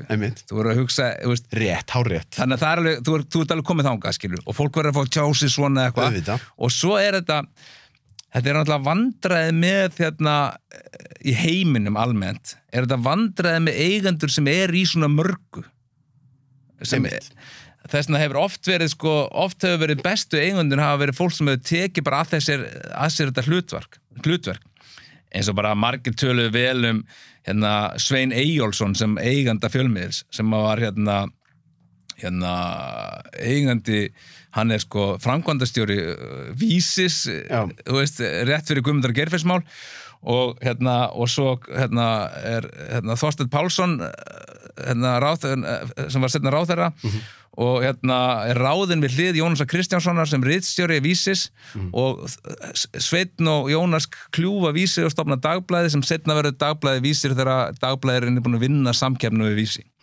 En Sveinn var auðvitað var hann connected og þeir voru að gera alls konar málamiðlanir og við samfélagið þegar hann var bara alltaf eigandi og forstjóri DFF og hann og Jónas áttu þessu svakalega sögu og ég byrjaði að vinna þessu DFF. En hann var reyni bara hlutverki hans í samfélaginu okkar var bara að vera fjölmiðleigandi. En ef hlutverkið í samfélaginu, einhver leiti tók Jón Ólafsson kannski að sér líka svona hlutverk að vera svona pínu hann kemur úr músíkbransanum og svona útgefandi þú veist, sem svona nálægt og verður síðan fjölmiðlegandi. Þetta geta verið þægilegir eigendur af því að þeir eru ekki bara þú veist, eins og núna margir eigendur fjölmiðla búin að vera síðan ég byrjaði náttúrulega þarna í þessu umhverfi og svo verður þetta eigendur sem eiga bara banka og bónus og hagkaup og fjölmiðla hlutin kannski bara einhverja prósentur af bransanum og það var þannig að fyrir hrun þá var þetta leit út fyrir að vera rosalega flott vegna þess að þeir áttu nóga peningum og þeir voru untouchable og þeim var alveg sama meira segja þó við skrifuðum þá eins og DFF var í eigu fyrst það verður gjaldþrota og svo kaupir Jón Ásgeir allan pakkan af Jóni Ólafssoni og þetta bara einhver vasapinningur sem að Jón Ásgeir hafði hendi Gunnar Smára einhvern tímann til að dreifa fréttablaðin inn allar lúfur svo það var að koma auglýsingu frá bónusinn og öll heimili og hann var alveg saman hvað skrifa þannig séð og maður fann ekkert fyrir því það er bara ekki neitt, þeim alveg sama svo náttúrulega restina af tímanum þegar ég byrja aftur og svona þá ertu að tala fólk sem bara að róa lífróður og álíka harmað hefna og eitthvað sem þú ert að lendi sem eitthvað miklu flóknar umhverfi. En ég vil taka það fram, þetta frábær punktur sem þú segir með díalógina þegar að, þú veist, ég fæ þetta frá fyrrum fréttastjórum eins og með Jón Ásgeir og Gömbul-kapasturinn að ég hef þann fyrirvar á því að þetta kannski bara díalógur, það þarf að reka, nei, hættu þessari vitleysu, það kemur ekki til greina. Ég veit ekki hversu mikill þungi var í þessu, skilur við. Það stundum alveg þungi í þessu. Og líka annar disclaimer að því mér finnst þessu umræðarstundum, hún var svo þreytt á sínum tíma. Já, ég Jón Ásgeir bara kominn á fréttagólf og segja ykkur hvernig þið gera fréttir, auðvitað ekki, auðvitað ekki. En það sem maður fann var þegar ég var að enda þarna stöðtöð, þá var komið allt í hennu, já, herru, þá var að fara í þáttinn innslag frá, ég man ekki hvað fyrirtækið það var. Og þá fyrirtækið var búið að borga fyrir innslagið og það hefði pródúserað það sjálft. Þá man ég og Þorfinnur Ómarsson sem vorum þá í þættinum, við sögðum við ætlum ekki, við förum ekki útsendingi kvöldið fyrir loftið, skilur. Og þú ert líka bara með slagur sem að þurfti að taka og ég átti að taka fréttir vikunar á föstudegi og það var alltaf verið að færa það bæinn og þú veist ég átti að gera það í Blómavali og það var Blómavali skilti og ég man að ég tók upp borvél fyrir þáttinn og skrúfaði niður Blómavali skilti þetta rétt áður en í rekin, kannski var ég bara orðin og óþægur skilur en ég segi bara að þetta Blómavali skilti verður ekki hér á meðan að ég að gera þennan þátt sem fréttamaður. En meira þegar ég byrjaði þá höfðum við neitað að kalla Pepsi-deildina. Einmitt. Það var alveg þar og það sem að ég var þá með rökin þá bara hvar eru peningarnir okkar? Þegar ég var ritstjóri Fókus í gamla daga, þá var enda bara Sveinn og okkur svona og þá var einhver búinn að selja kannski einhverja tónleika, ég man ekki hvað var einhverja Coca-Cola tónleikandir og við bara nei. Við bara neituðum að kalla á það.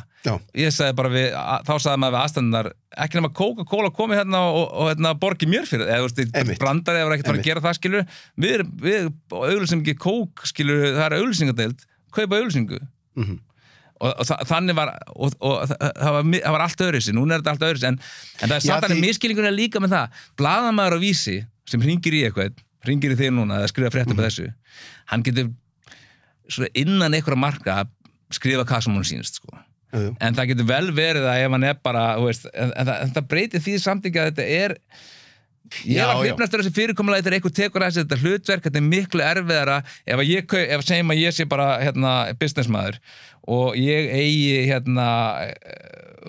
rosalega mikið undir mér og eigi bara Arion banka á allan fjandann og sé síðan líka eigi síðan líka eitthvað fjölmiðl þá er þetta náttúrulega orðið tæft og oft er þetta viðskipti sérstaklega er að fyrirtækinu urðu svona stór fyrirtæki, Dagblaðið og DFF voru bara með þann rekstur eiginlega og á meðan að eins og þegar ég var að vinna eina skipti sem ég var að vinna djefaf þegar það var eitthvað svona veruleg vandræði það var þegar, þú veist, góðari var algjörlega algleimingi og ég var ritstjóri djefaf þá voru stjórnir 365 sem þá nýbúið að breyta nafninu okkar orðnar rosalega flóknar þú veist, það var fólk úr viðskiptalífinu eiginlega eingöngu og svo var einu sinni voru við eins og okkur voru við eitthvað að pöngast á bjöggunum og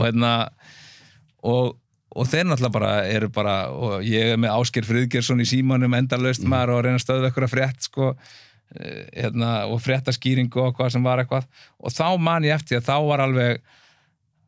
var allt í einu ég bara komið með halva stjórnina á línunu líka af því að þá var þú veist, yfirmenni mínir sko sem útgefandinn og voru eitthvað fastir í flugvél sko og það var alveg bara, það leit út fyrir að vera tvísynt svona í eina kvöldstund sko, hvort alltaf bara stöða prentunina en þá var það bara eitthvað uppþótt í stjórninni þannig að það alveg flókið og ég gæti ekkert róa neitt fyrir en að, þú veist, mennirnir sem raunverulega stjórnuð Íslandi þá og Jón Ásgeir og okkur komu og voru bara, þeir voru svo cool sko, það var svo gaman að vera með þeim þeir voru bara fuck it þá voru Bjöggi bara brjálaðir yfir því skilur, voru alveg sama það var ekki þú veist, þú mátti ráða hvert sem það var allt önnur stemming af því að það var allt svona upp á við og það var svo gaman og þessi menn grætt á tá og fingri þeim var alveg sama og kom einhvern þá var bara hlegið af því varst þú að djefa fórsíðu djefa skilur, og ein fréttin var bara eitthvað, þú veist, voru líka bara einhver vitleysingarfréttir að Björgólfur Tóra þeim ekki lánaði að mömmu sinni fyrir ís í ísbúðu eitthvað, skilur, þetta var bara eitthvað og sumt að þessi eitthvað svoleiðis, sumt að þessi bara vera að fjalla sko, hvernig þeir voru að leggja undir þessi sparisjóð Hafnarfjarðar það var bara alveg sama þó við værum bara, þú veist, alveg við vorum mjög hardir í ýmsum sparisjóðsfréttum á, sem að allir þessir útrásavíkingar voru að leggja undir sig og voru að taka þátt í með einhverjum svona peningamafjum og þeim var nákvæmlega sama að því að gekk svo vel. Akkurat. Svo ertu að horfa á post-hrun, sérstaklega fyrstu árin þegar þú ert þarna, þá ertu að tala bara það er ekkert að ganga vel, sko. Nei, menn eru bara að horfa fram á fangelsisdóma margir að fóru í fangelsi aðrir að mistu alveg gífurlega mikið af eignum eða tök á samfélaginu, sem eru bara algjörlega shamed eins og eða upplifað þannig sjálfur eins og eldri Björgólfur og okkar, þá ertu bara að tala um allt annað andrúmsloft og sem var allt annað, þessna var þetta alveg gulltíð sem var hann með þessa gasiljónera eins og þeir hljómuðu þá að eiga þessa fjölmiðla og reka þá og en ég myndi samt segja að besta væri það er ekki bara að vera með ríkisútvarpið eitthvað að vera með, en þá þarf að vera og það er bara það sem er ekki og það er það sem fólk þarf ekki átt að sjá að það er engin business í þessu lengur og ástæðan fyrir að Sveinn Eyjólfsson og þessi kallar eru til var að það var bara alvöru business í þessu. Það var bara big business í að selja smáauglýsingar í djefaf. Skilur, þetta var bara, þú veist, þetta var bara ríkidæmi, sko. Þetta er áhugavert, því svo erum við stattir núna bara í ákveðinni svona nýrri tegunda fjölmiðli. Já.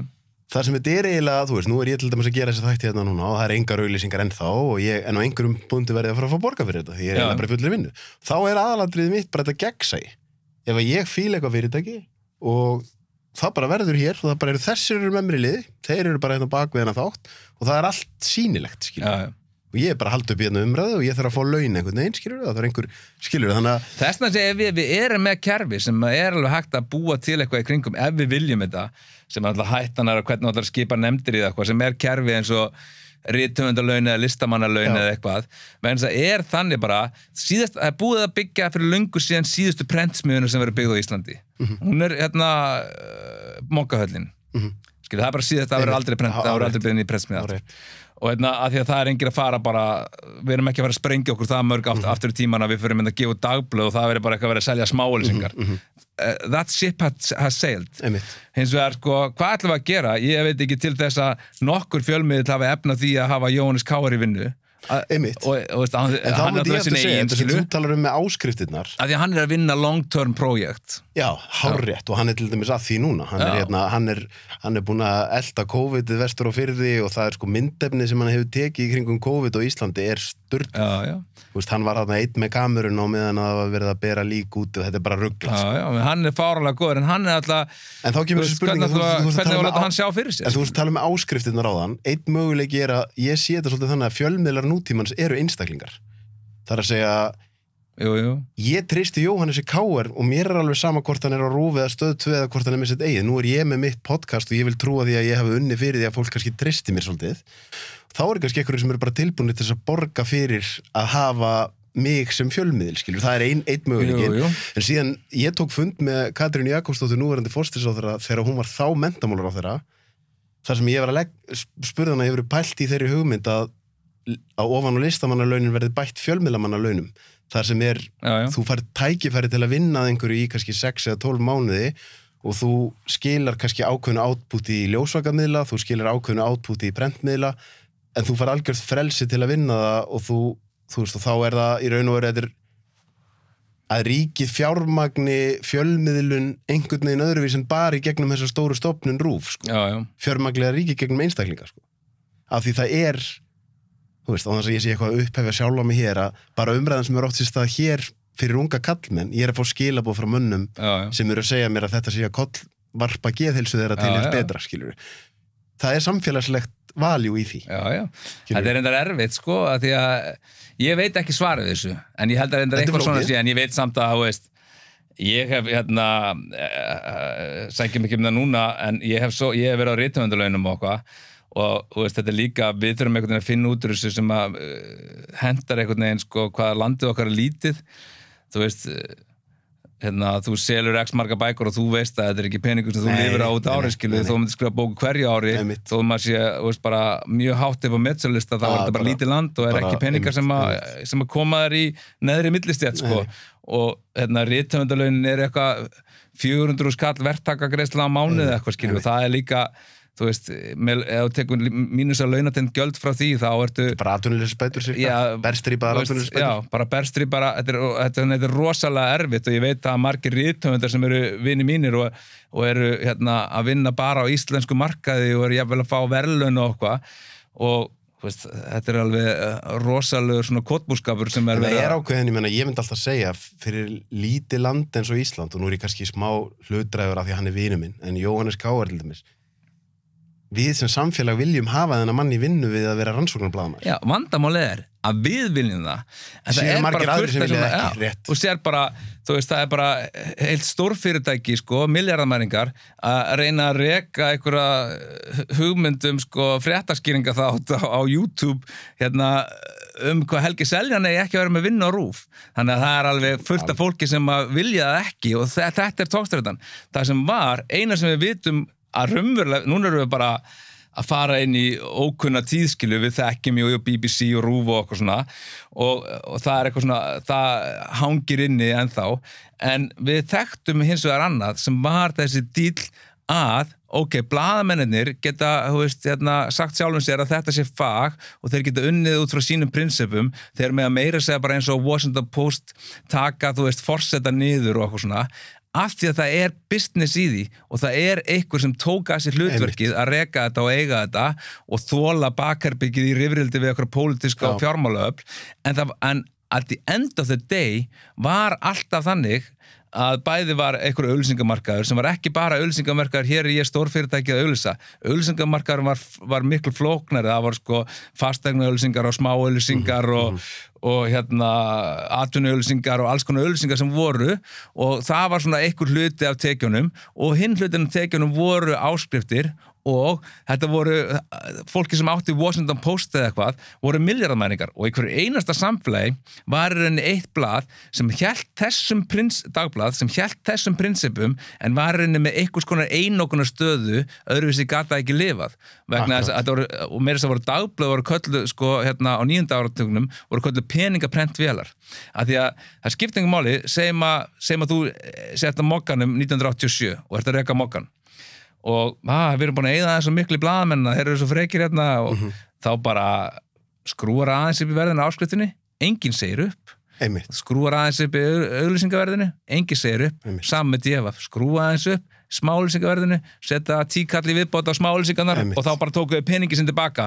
Alveg, og það voru svona 2 risar sem voru DFF og Moggin ívið stærri og þeir voru bara með einokun aðstöðu og þeir gáttu skrifað, segi ekki hér bil hvað sem þeir vildu, en þeir gáttu svona í ákunnum prinsipum, en þeir gáttu allavega verið með marga blaðamenn á launum og það var bara eitthvað fólk sem var bara að lifa einhverju millisetta lífi og það er bara farið sko. Þetta er svona margskonar kreppar sem fjölmiðlar í því sko, það sem er alltaf búið að gerast núna á síðustu árum með Google, YouTube, Facebook og allt þetta það er svo stór hluta auglýsingamarkaðum farin þangað og þetta er orðnir hinni raunverulegu fjölmiðlar risar í nútímanum og núna í COVID-tímabilinu án þess að ég ætla að fara að vera einhver sérstakur talsmaður samsæriskenninga þá eru þessi miðlar bara farin að stunda okkur ritskoðun.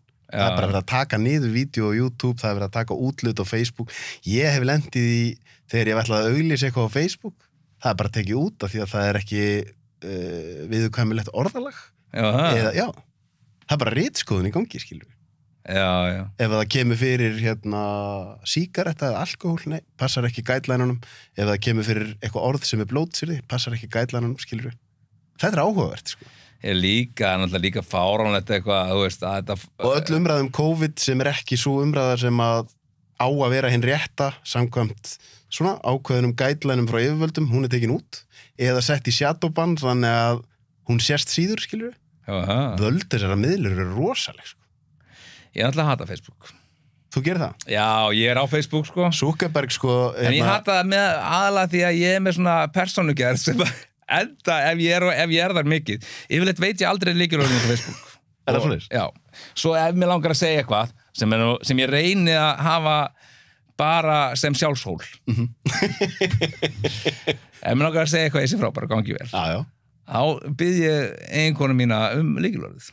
Og hún stimplaði inn og ég segi eitthvað. Annars lendi ég bara í rifrildi með fólk. Sko. Já, þú ert í því? Já, ég er svo dómarður. Jakob Bjarnavinnuðin dætti dóldi í það. Já. Og Egill Helga og fleiri. Og það er bara félag miðaldra blaðamanna og eldri, og ímyndar þessi menn verða komin á eftirlaun, þetta verða versta. Þetta er bara allt, sko, þetta er Gunnar Smári, Illugi Jökulsson, Jakob Bjarnar, Egill Helgason og þetta eru sko, en það var sama með aðsenda greinar, þetta eru þær. Þegar kom fyrst hugmyndinu upp, við verðum að laga við erum bara með karla sem skrifa aðsenda greinar.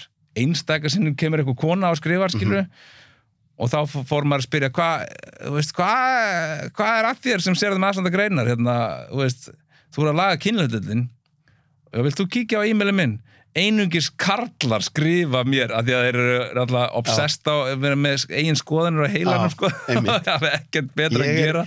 Ég skil alla þessa menn mjög vel sko og ég skil það líka, ég væri bara komið þarna bara. En ég tók mér upp þá reglu fyrir einhverju síðan að ég er búin að skrifa held í svona 5 eða 6 Facebook status í kringum COVID sem enduðu bara í símtali þar sem að ég las þennan status upp fyrir einhvern af vinnum mínum og sagði þetta er ekkert að fara út. Það er enginn að bíða eftir þessari skoðun sko. Ég var næstum búin að skrifa grein í Fréttablaðið daginn, skilu, þá var ég svona sko, var ég glata tækifæri að dæla bara ekki peningum í kvikmyndasjóð og tónlistamennina og nýsköpunarsjóð fyrir tölvuleiki. Sem er alveg rétt, Íslenska ríkið stendur mjög vel að því. Það var ég næstum búin að skrifa grein.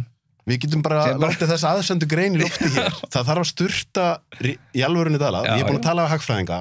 Þeir hagfræðingar sem ég tala við eru allir sammálum. Það þarf að sturta miklu meiri ríkispeningum út í samfélagið. Til dæmis í listir og bara creativity og fleira. Af því það þarf að stimulera hagkerfið. Við erum á leiðinni í högg í haust. Já, og líka bara á spárið, það er mörg samfélög að hafa lömuð og geta ekki tekið upp neitt og meðan er Balti að skjóta TV-seríu og Vesturporti vinir mínir sem er að skjóta sjónvarseríu sem ég skrifaði með þeim og eða væri bara við getum komið út úr sem er bara fullt af efni og líka bara margt að fáránlega flottasta sem við höfum verið að gera sem samfélag hefur verið eitthvað svona nýsköpun bæði í tónlist eða tölvuleikjum eða össuri eða kvikmyndagerð. Hárrétt. Og það er bara, þetta er eitthvað neginn sko hólaði höggi sko ef við... Hefur eitthvað hlustað á eða hort á Joe Rogan? Nei, ekki mikið, en ég veit hvað það er. Vinsælasta podcast í heimi. Hann sagði Zuckerberg á Facebook, hann sagði sko vandamálið mitt með Zuckerberg þegar hann fór í réttarhöldin, hvernig hann drakk úr vasklasinu sínu. Nei. Ég held hann sé velmenni. Já, ég veit það. Það drekkur enginn svona vatn. Nei. Þetta ekki mannvera. En við berum svo mikla virðingu fyrir valdinu, peningavaldinu, eins og ef að Zuckerbergur eða okkur komið 70s upp eða eitthvað, þá væri bara búið að brjóta upp þetta fyrirtæki. Þetta svo fáralegt, skilur, bara ekkert mál að bara... Já, bara komið í ljós núna þegar Instagram að fara að trufla og eitthvað og bara keyptu þér það, skilur, þetta rosalegt, skilur. Við erum á leiðinni held ég nefnilega, og mér finnst vanta ákveðina umræðu það núna, við erum á sko því ég sé þetta svolítið svona, nú er ég kannski komin út í smá svona conspiracy stemningu, að það sem hendar þeim sem ráða allra mestu er að búa til kaotík þar sem við venjulegt fólk erum að rífast við hvort annað eitthvað sem skiptir engu máli, þannig við séum ekki að setja athyglina á þá, sko. Og þá er þess að fínt einhvern veginn einmitt að vera, að við erum að rífast einhver smáatriði á meðan það bara verið að gera rosa alvarlega hluti sem enginn er að bæla í, sko. Eins og til dæmis þetta það er bara eiga sér stað ákveðið bara svona ritskoðunar dót á stærstu fréttaveitum í heimi sem í raun og veru eru bara með allsherjar vald sko algoritmannir, það er nú einn gæi sem er að vinna með mér hér sem er sérfræðingur í algoritm, þetta er orðið svo öflugt. Já, ég veit. Fólk gerir sér enga grein fyrir þessu. Nei. En mér finnst líka að ég hef ekki verið með þetta í símónum og svona, mér finnst þetta en hver er maður að rífa kjafta eitthvað, skilju, ekki sem að ég sitja þannig, ég var sko 46 ára daginn. Ok. Og Er þér orðið heitt? Nei. Ok, gott. Mér verður ekki mjög heitt, sko. Gætum alveg, sko, við að stíminn í lengsta podcasti með þinga til, sko. Nei, við tala svo mikið. Ég er ekki einu svona byrjaðar að tala við þig ákveðna hluti sem, það er bara svo gaman að tala við þig, skilju. Hvað viltu segja? Hvað viltu tala um? Mér er svo gaman að tala um fjölmiðla og mér finnst þú vera réttur maður til að tala um fjölmiðla. Mér finnst að því það er svolítið erfitt fyrir fjölmiðlafólk að tala um fjölmiðla út af því þá ertu sakaður að vera svona egocentrískur, skilju. Það ertu að segja þér of lág laun eða eitthvað svona. Það er svona, hafa fjölmiðlar dregist rosalega aftur úr af því þú veist, fjölmiðlar eru fyrst til þess að fjalla um kjarabaráttu annarra stétta en þeir geta eiginlega ekki alveg fjallað um sjálfa sig af því þá eru þeir orðin svo egocentrískir. Svo líka versta sem maður gerði fólki á fjölmiðlum varðandi kjör þeirra, blaðamennina. Og að því að þegar ég var alveg var svona fundin þar sem ég sá svona rekstur annara deilda innan svona stóra samsteypa og þá eru yfirleitt þeir sem eru með sterk verkalýðsfélög sem eru bara tímakaupi eru á bestu laununum. Fjölmiðlamenn líka semja alltaf sami við sko blaðamann sko föst laun og svo vinnur hann 12-13 tíma á dag og það var annað sem að ég gerði, ég veit ekki hvað það er svo langt síðan ég hef unnið svona 9-5. Það var annað sem ég gerði það náður en ég var rekin. Það var tekið upp kerfi sem heitir Tímon, þar sem maður átt að skrá sig í og úr vinnu. Já. Ég skráði mig aldrei í og úr vinnu. Ég neitaði að taka þátt í þessu. Ég er svolítið anarkisti. Vegna þess ég sagði, ef ég er á laugardagskvöldi að fá frábæra fréttahugmynd, er ég þá ekki í vinnunni? Er ég búinn að skrá mig út? Þetta er þannig starf að ég er alltaf í vinnunni minni, sko. En fjölmiðlamenn er svo að segja, þeir semja bara svona eitthvað svona heildarlaun sem eru rosa lág. Og íþróttafréttamennir voru teknir verst, sko. Af því, sko, samkvæmt svona kjara, þá er, sko, lýsing á einum fótboltaleik held ég bara 6 eða 8 klukkutíma vinna eða eitthvað. Eða bara heill vinnudagur. Þeir eru bara notaðir í að vera að lýsa bara leikjum út í eitt eins og þetta sé bara tíminn á meðan þeir eru inn í stúdíónu, sko. Þetta er rosalega erfitt með stundum svona, þetta er eins og, vinir mínir eru, lögfræðingar. Ég á einhverju lögfræðingavinni. Þeim finnst eðlilegt, sko, 30-40 skall á tíman, sko. Eru bara, hvað selur ekki tíman á 30-40 skall á tíman, Mikael? Maður er bara, Ég kynntist í fyrsta skipti eftir ég gaf út bókina mína á eigin skinni, þá fór ég að halda fyrirlestra fyrir fyrirtæki. Þá kynntist ég í fyrsta skipti því hvað ég var búin að vera í miklu skortsumhverfi í peningum. Þú veist, að ég verið í, þú veist, ég fekk fínt útreikir heimildamindunum fótboltalansliðin, ég var launalaus í 10 mánuði á meðan ég var að gera hana, skilju. Þú þekkir þetta, sko, einhvern veginn, maður er að búa til einhverja sköpun og svo er það bara upp á von og óvon. Kannski færðu vel, kannski ekki, en það eru þjóðfélagshópar sem eru að vinna í allt annars konar tekju hverfi heldur en fjölmiðlafólk, sko, það er ekki einu svona nálægt því að skilja það. Það er svona að nota fólki þetta og fer bara strax að vinna sem PR-mannskir og það er alveg rosalega sláandi að það borgi sig fyrir þig að fara að vinna jafnvel í mjög erfið umhverfi sem að þykir bara að vera easy að þú ferð að vera aðstofamaður ykkur ráðherra og þú fær miklu betur borga heldur en nokkuð tíman að þú var að vinna inn á fréttastofu RÚV eða fréttastofu Stöð 2 og en það eru samt alveg sérstaklega dagblöðunum, ljósakamiðlarnir hafa gert þetta með þess að þeir eru nýta líka ákveðna skjáfrægð til að verða þessi PR-mannskja sem er þeim eitthvað mikilvægt og þar eru þeir að selja á það og kassa það innan okkar pjúritanana, dagblaðamannana þar er þetta sko þvílík skömm og þar eru ég get ennþá hitt sko refi sem eru bara það er eins og, þú veist, þetta er eins og að selja sko börnum fíkniefni sko, þú ert bara algjörlega síðasta sort og það er alveg, og þegar ég var að byrja að blaða þetta þótti svo mikið sko og ég er sammála og þetta fer náttúrulega svolítið eftir í hvernig starf þú ert að vinna sko, en sum BR-störf eru náttúrulega bara ekkert í lagi sko. en þetta er skilurðu, þú veist nei, og þetta er en það var meira sem hannig þegar ég er búin að ná að vera öll þessi ára á skjánum og mér er bara einu sem eru búið PR-starf en þetta er svo breytt þetta er svo breytt eins og ég sagði sko 70s, 8. áratugnum þá kom bara út fræg bók sem að það var maður, blaðamaður hann skrifaði reyndar margar ágætis bækur og hann skrifaði bók kosningabaráttu Nixon og þá var það stóri skandallinn var að hann fekk að vera með svona flug á vegg í kosningabaráttunni og svo gefur hann bókina, stóri skandallinn var þar og þetta var bara risa skandall og var alveg bara, fólk misti allt álita á Nixon þegar þessi bók kom út af því að hann notaði þjónustu auglýsingastofu og af því að það þótti bara vera fyrir neðan allar hellur að sko stjórnmálamaður núna væri að nota einhverja slíka þjónustu núna þykir þetta bara sjálfsagt og PR-menn og við jafnvel fjármögnum sko stjórnmálaflokkana að þeir verða ráðherrar þá fjármögnum við að þeir geti ráðið á okkar kostnað fólk sem er henni sér hannað einhver leiti sumið þeirra til að beita okkur blekkingum við köllum á kynningafulltrúa með fullri verðingu við Robert Marshall sem á okkur COVID kynningafulltrúi fyrir okkur sem söknum Nixon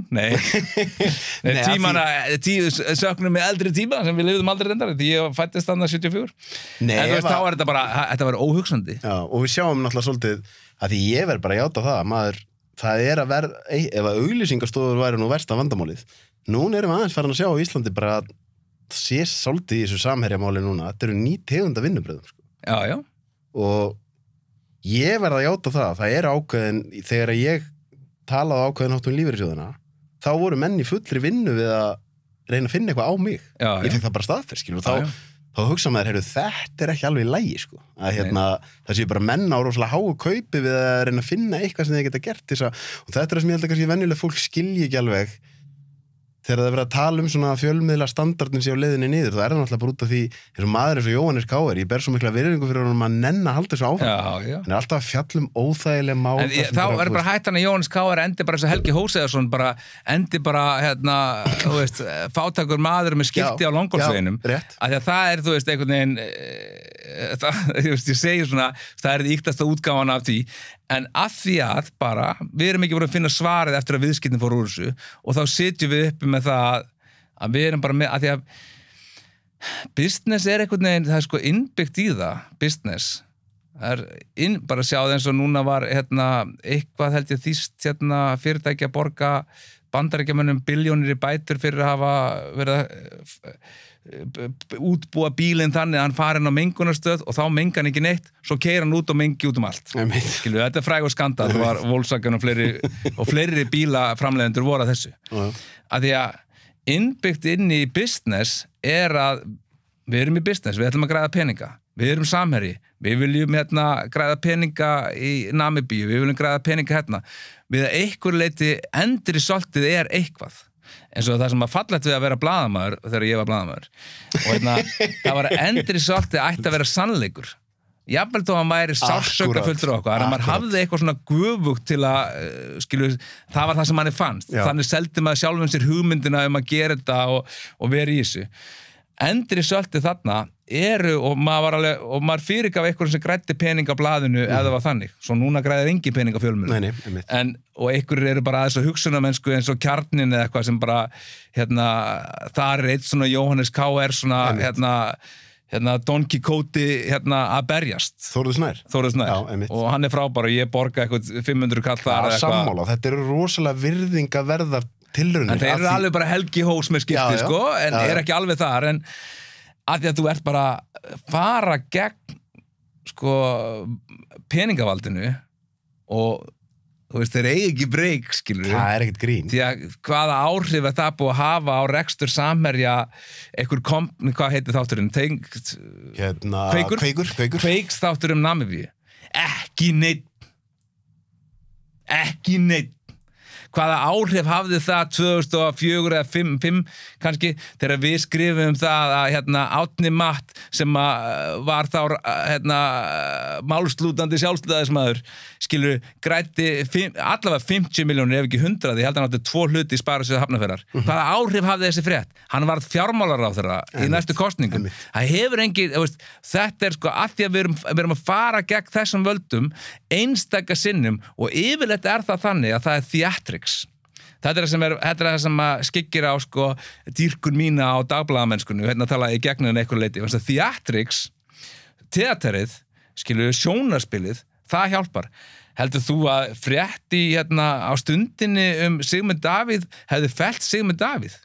Nei, vindris. Það var TV. Já, það var ég stend upp og labba út. Það það sem fellir. Það það sem fekk, 10.000. Af því að við erum svo emotional sem fólk, sko.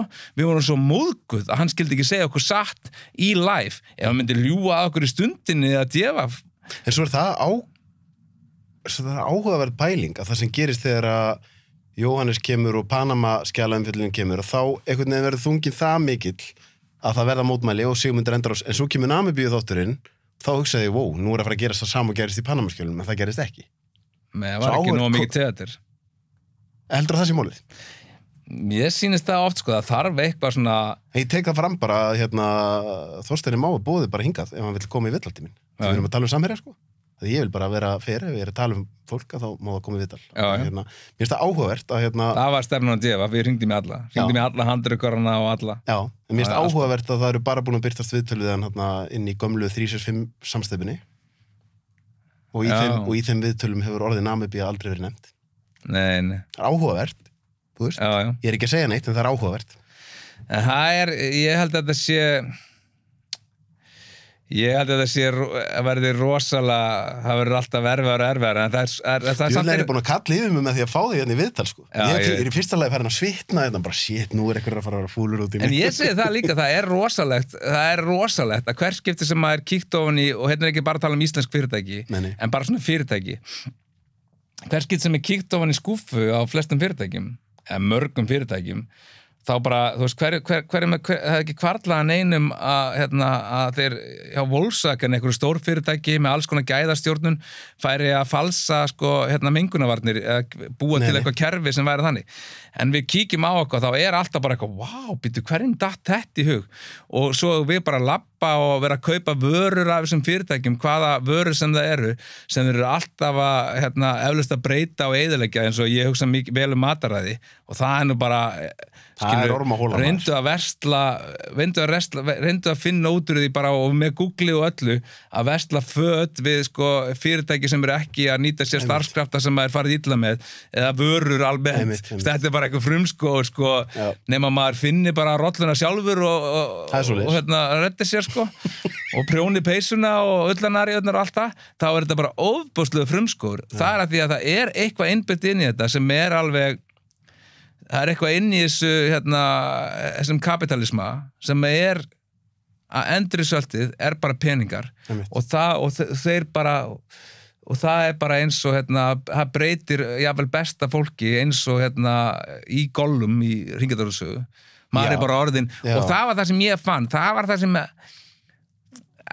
það sem ég fann líka þegar ég var að koma inn á Silent Retreat og svona að ég vildi ekki láta þetta breyta mér ég get alveg sagt það bara þú veist ég var alveg bara með rosalega góð laun 800.000 mánuði þá eða eitthvað og bíl og allan fjandan og ég vildi ekki að það yrði bara að pressures, bara ég ætla að fara að fórna ykkur fyrir það. Nei, mitt. Og það getur vel verið að það verið ósanngjarnt að ég hafa verið svona há launum með aðra sem unnu þarna og það er alveg sko rétt með gagnrýni en ég var með þau og ég ætla ekki og það var ákvörðun sem ég tók bara ég ætla ekki að verða þræll þess að því að þá og það er hættulegt, þá ertu bara að taka ákvörðun sem eru bara að í rauninni, þú veist, vera óheiðalegur í viðskiptum við fátaka Namibíumenn. Þá er það bara allt í lagi. Já, því það verður í raun og veru þú hoppar ekki beint héðan og hingað, þú stígur yfir smálínu og svo bara allt í einu farin að gera eitthvað sem hefði verið óhugsandi þegar það var þér sko. Og þá er það líka bara, þá var maður allt í einu farin að reka bara eitthvað 55 ára blaðamann sem á ekkert að vissa vinnuna eða eitthvað og einhver leiti getur það bara verið já, ef ég hef ekki, maður getur alveg sagt eitthvað ef ég hef ekki rekið hann eða sagt sonum eða henni upp, þá hefði, þú veist, blaðið bara að hætta að gefa út eða eitthvað skilur. Mér finnst ég upplifa þetta sama á ykkur þrem, hinni tveir hafa verið hérna hjá mér, Jóhannes, Káur og Erpur og svo þú, að þið eruð ekki til sölu, sko. Það er eitthvað fallegt við það, sko.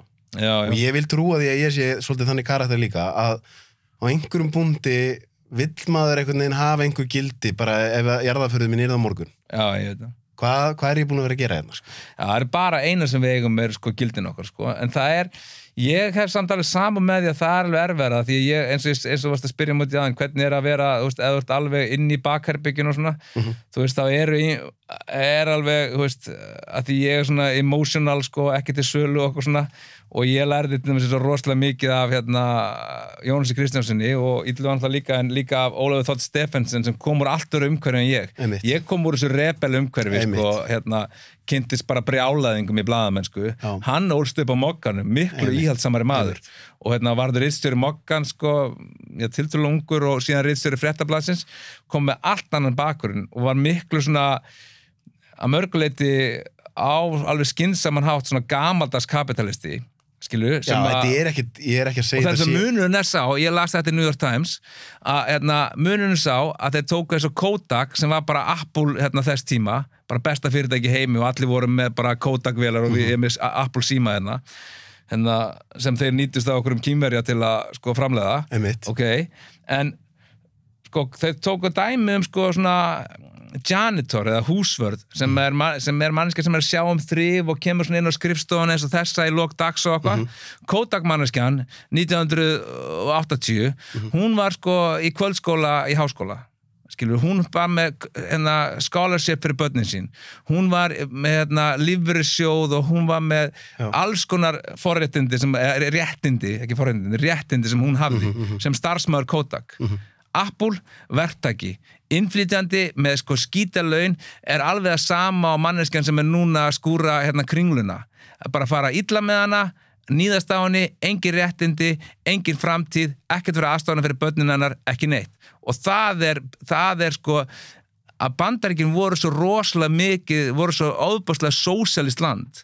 Skilur við sérstaklega að þú veist, öll þessi Evrópulönd sko skilju, og hvað þá þessi engilsaksonsk lönd sem voru eins og þeir breyttu Bretlandi þegar hetjurnar koma heim úr seinni heimsstyrjöldinni og Clement Attlee forsætisráðherra og hann gerir allar búa til Britain Fit for Heroes sem þá kemur hann á health insurance fyrir allir fá spítalavist og bara atvinnuleysisbætur og húsnæði og svo framvegis og einhver leiti í einhver annari mynd í Ameríku en þú veist, ennþá röðslega kapital, þetta er breytingin. Og þetta er bara, og við erum bara búin að samþykja þetta. Við erum ekkert, þetta ræðum við aldrei, þú veist, einu sem er að ræða þetta er Sólveig í Eflingu eða eitthvað. Við ræðum þetta ekki í kosningum eða kosningabartum. Við erum að ræða náttúrulega theatrics, skilur við, og við erum að það er alltaf þetta felit inn í einhverju meðaltalstölum. Já.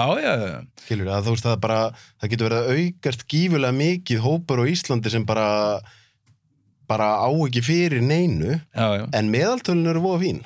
Já. Þetta ég fjallaði líka. Þetta felit inn í meðaltölum bara. Þeir ekki að fátækt fólk og svona, fólk sem er svona orðið alveg skilið eftir, sko. En mér, sko, með blaðamennskuna, að þá sjáum við náttúrulega soldið kannski og ef að fólk er eitthvað að efast að heimurinn sé stundur svolítið skrýtnari en við höldum, þá finnst mér það að endurspeglast í þessu sem gerist með Wikileaks og Edward Snowden og það er dæmalt, því það er annar blaðamaðurinn á Íslandi, Kristinn Hrafnsson, sem menn sem í raun og veru koma upp bara ljótustu hluti sem er í gangi, eru þeir þá ekki alveg örugglega búin að fá 19 bandarískar fálkaorður og nei, eru allir að reyna að koma í veg fyrir að enda í rafmagnstólum, sko. Já, það er svona raunveruleikinn. Því þetta eru eiginlega hinna raunverulegu blaðamanna hetjur nútímann, sko. Já. Þess vegna finnst mér Talandum sko að vilja koma sannleikanum á framfæri.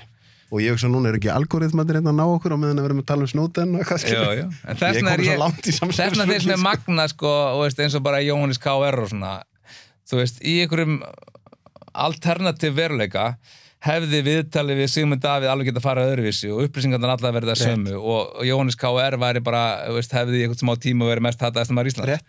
Þannig er sko raunveruleikin að þetta er alltaf, að þetta eru sérstaklega þessum ljósakamiðlum sko sem eru hættulegir. Nei, það er theatrics, sko. Þeir eru það. Og það er Theatrics.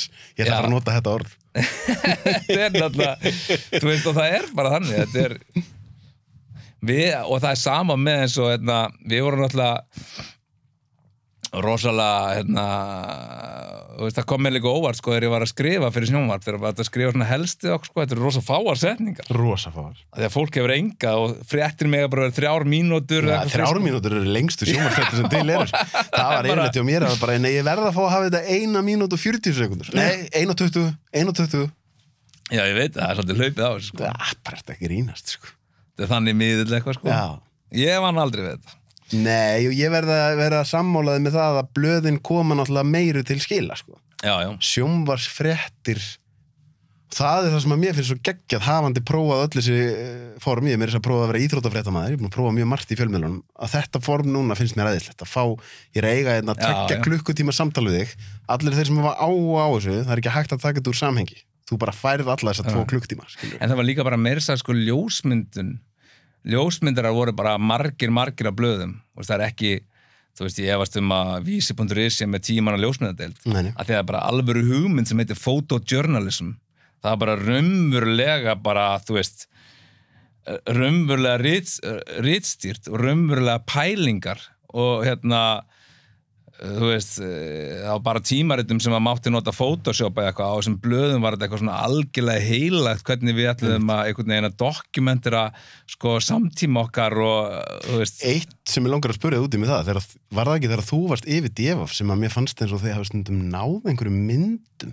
Já, það var að því að sem voru alveg klikkað, það var eitthvað gæi sem var með haglabyssu þarna út í. Já, margt svona. Ég hugsaði svo oft bara, hvernig fóru þeir að því að fá gæjan í að láta mynda sig? Þetta photojournalism, meira þess að voru við með sko Puritana, Tate Jónasson sko, sem var yfir okkur og með frábæra ljósmyndara, frábæran her af ljósmyndurum og þá var það bara, veist, þetta var svona gamall Devaf skóli, Jónas Kristjánsson hafði komið með hann bara af Devaf í gamla daga sem var rauninni að þú ert þetta er svona photojournalism sem bara alvöru fag það sem þetta raunir hann að fanga frétt dagsins og allt það, þetta er eins og fyrsta forsíðan á Devaf var ótrúlega flott, þá er Jón Ólafsson að labba út úr einkaflugvél, Jóns Ásgeirs á Reykjavíkurflugvelli myndin og er alveg bara svaka gæjar einhverjir skilur businessgaurar og fyrirsögnu ofan á norðurljósin seld. Einmitt, man eftir þessu. Það er bara vitnin í eina ben og allt bara, eða svona tekið hattinn ofan fyrir Einar Ben sem var stofnaði nú meðal hans fyrsta dagblaði sko og bara, það var leveli var myndin Jón Ólafsson að labba út úr einkaflugvél Jóns Ásgeirs búin að selja allt á Íslandi Jón Ásgeir kaupir allar eignir hans þetta var sko líka bara photojournalism sem er ekki til í dag það bara getur sendt með mynd Þú ættir að taka topp 3 yfir svona mestu blaðamanna sáðlát sem þú hefur fengið í lífinu? Já Ég veit ekki, sumir náttúrulega alvarleg og alveg bara umuleg sko. Það er það sem er erfitt við það sko. En þetta var fyrsta útgáfan af endurreistu Devaf þegar ég tók við með Illuga Jökulssyni á þetta forsíðan okkar. En svo er maður alveg verið í mörgum stórum málum. Stærstu málin eru náttúrulega mál sem eru þá, þú veist, lengri tíma mál sem voru þarna Devaf, sem voru, þú veist, þessi kynferðisbrotamál, sem voru náttúrulega alveg svakalega umdeild og fólk var rosalega margir voru ofboðslega ósáttir og fórnarlöf kynferðisofbeldis áttu sér sko fáa talsmenn á þeim tímapunkti og bara mjög fáa og það var ekki bara við sem að vorum þau sem breyttu því það var líka bara koma á þessum tíma komið fram sko Telma Ásdísar með bókin Gulahúsi sem að Gerður Kristný skrifaði og það var svona fleiri sem lögðu eitthvað til sko og það var svona og margir þeirra höfðu verið í þessari baráttu lengi þú veist Stígamót sko voru næstu bara lögðu í rúst þegar þau fóru gegn Ólafi Skúlasyni 10 árum fyrir sko og þau héldu mér þess að sko það fólk sem starfaði þar hélt að þetta samtæki myndi ekki lifað af eins og sko Það er áhugavert hvernig við erum að tala að í raun og veru hafi sko blaðamennska eða staða fjölmiðli í raun og veru versnað en síðan er ákveðnu hlutir sem við erum að tala núna sem hafa batnað svo mikið.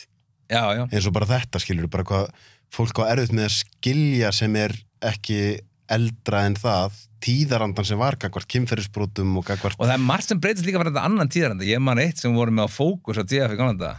Þá vorum við með Pál Óskar sko, að skrifa kynlíf sem Dr. Love. Já. Og fólk alveg búið að gleyma sko, homofóbíunni á Íslandi sko, hérna, fyrir 2000 var náttúrulega kannski eitthvað aðeins eftir en að batnaði náttúrulega. Það náttúrulega var eins og það breytist bara yfir einu nótt sko. Fólk bara hætti að hata homaða hérna á föstudegi og laugardegi bara kom bara gay-pride og bara allir bara heyrðu, nei, við erum sátt. Aldrei haft neitt á móti homum. En sko bréfin og drullan sem kom sko þegar hann var að skrifa kynlíf sko og nú var hann sko óheflaður, ég segi það ekki og kannski kæmist hann ekkert upp með að skrifa neitt að þessi dag en þú veist, en við komumst upp með, hann var svona þú veist, hann var svona grófur og hvað, en fólk sko fannst sko svo fáránlegt að, bara fólk orðaði bara hann, að einhver helvítis hommi væri að ráðleggja fólki kynlíf. Eins og það var eitthvað sem hann gæti bara ekki vita neitt En þetta þótti mér stórkostlegt. Þá þótti mér líka stórkostlegt sko, þar voru einhvern veginn líka þessir, eins og ég sagði sko, fyrir sko, þessi gömlu kallar sko, sem að fíluðu alltaf uppreisnarandan í mér eða eitthvað. Þeir hefðu gaman að því, Jónas Kristjánsson hefði gaman að þessu sko. Hann var alveg að missa áskrifendur sko, sem voru brjálaðir. Gaman að þessu. Jónas var mikill mentor fyrir þig. Já, hann var mikill mentor sko. Hann og Gunnar Smára náttúrulega, ég var líka með honum að Fókus. Já. Og hann mikið mun. Já, þú náttúrulega mitt. Sem núna kommunista leiðtóðin. Já, þú ég man þegar að ég tók þátt í NFS-ævintýrinu, Gunnar Smári var náttúrulega þá komin yfir. Já. Það var áhuga að vera tilraun maður. Þegar maður var að lesa sko, að ég var hérna með Sindra sinni að lesa allaf stuttu fréttatímana sko. Já, ég var stundum á morgunvöktum sko og þá las ég fréttatími í sjónvarpinu 7, 7:30, 8, 8, 9, 9 og bara áfram og svo eftir vaktin búin, getur þetta ekki aukavakt? Þannig að maður var búin að lesa einhverja 16 fréttatíma og maður var enn að lesa sömu fréttin og maður hafði skrifað klukkan 5:30 morgunin sko. Alveg rugla sko. Já, það var skrúa fljótt fyrir þann krana. NFS-krán. Það sem var gaman við þetta að milljarðamæringarnir áttu nú á peningum. Þeir fengu þá í banka og lánum eitthvað þar og fóru sér að hausum með allt. En það eitt ýmislegt sko. Það sem var svo geggjað við NFS var að pælingi var sko hvernig CNN náði, það var Íraksstríðið sem gerði CNN að því sem það var. Það er bara tímaspursmál hvernig það gerist eitthvað á Íslandi þar sem fólk hættir að horfa á RÚV og fer yfir á NFS. Það var alltaf verið að bíða eftir þessu mómenti.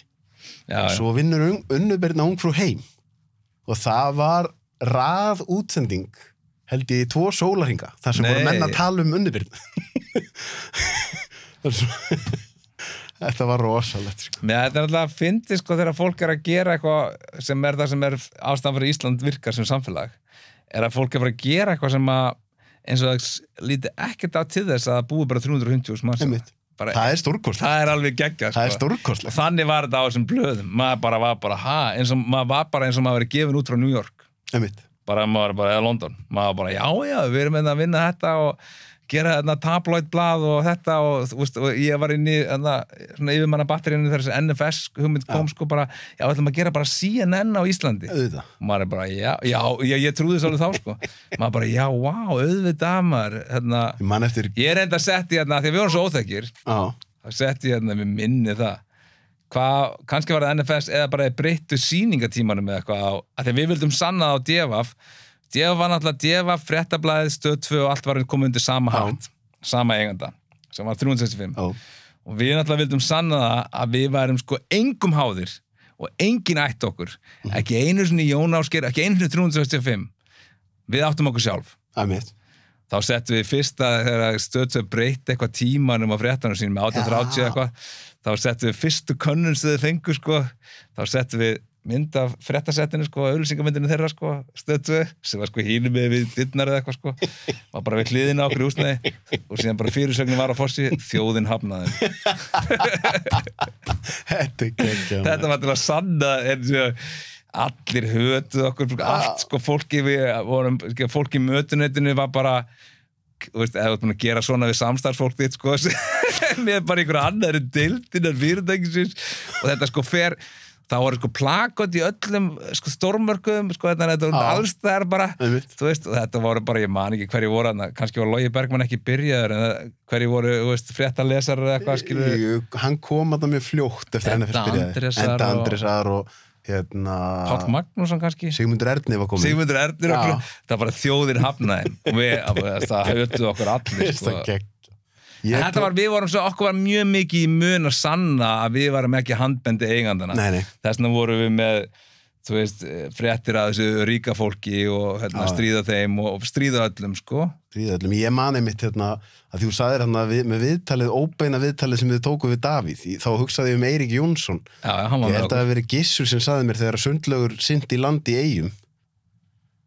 Þá var Árni Jónsson fréttamaður Moggans í Eyjum og átti Eyjar og það var búið að redda exklúsífu engaviðtali við mannin þegar hann myndi jafna sig, sko. En Eiríkur var fyrir Dagblaðið Vísi sem að Gissur var í Reykjavík að skrifa fréttina frá Eiríki, sko.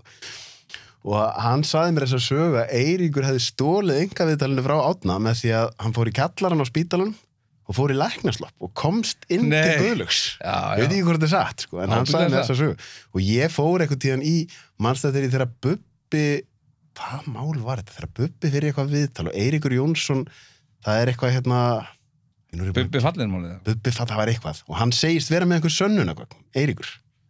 Og þá er einmitt Eiríkur, þetta er þeirra Deva fer bara hinum með henni í húsinu. Og þá er ég á fréttafundi voða graður og ungur. Ég ætla að fara bara vera með kveikt á kamerun og koma til Eiríks og segja hvað eru gögnin? Og ég gerði það og hann alltaf leit hræðilega út en hann má eiga það. Hann fór í einhvern kastljós sko og sagðist þeirra með upptöku af einhverju samtali og ég var bara að horfa á þetta sjálfur heim inn á ritstjórninu bara hann er ekki með upptöku af neinu sko, ég skal lofa ykkur því ég segi bara kamerumann, kveikjum á vélinni svo kemur til Eiríks, hvað eru upptökunar? Og þá voru engar upptökur og þetta fyrir loftið á Stöð 2 en Eiríkur má eiga það að hann sagði við mig, þarna tókstu mig helvíti var þetta gott Já, hann hefði húmor, sko, ég var stundum ekki með húmor fyrir sjálfum mér þessum árum.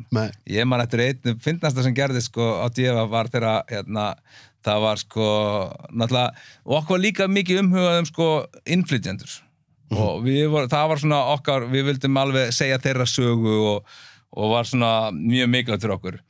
Og við vorum meira að annað eftirlit út og úr, en það var sko annað eftirminnilegt mál þegar engin fjölmiðl var að fjalla sko hvarf Sri Ramavati í marga daga og sko 5. degi byrjuði allir að fjalla það og þá var búið að myrða hana og höggva hana í spað sko, bara, alveg hræðilegt mál og maðurinn hennar fyrrverandi dæmdur í sko 16 ára fangelsi eða eitthvað fyrir það morð og það var að því að voru svona ákveðin svona, þú veist útlendingamál voru líka í rosalegum ólestri þá eins og þeir eru kannski ennþá eitthvað leiti en þá lístum við eins og eftir sko þá var og þetta endaði í miklu alvarlegra máli en var svona það var ekki gaman þetta var ekki ástæðan fyrir ég hafði engan húmor fyrir þessu þetta var ekki gaman sem að okkar hálfu og það var bara líst eftir kínverja Numpang sem var kínversku maður sem var að vinna á nuddstofu í Kópavogi og hann bara hvarf alveg rétt Eirík reyndi að láta mig fá húmor fyrir þessu og að því að hún var svo ógeðslega fyndið. Á baksíðunni, þetta var í upphafi árs, fyrsta forsíða eftir 9 árið eitthvað,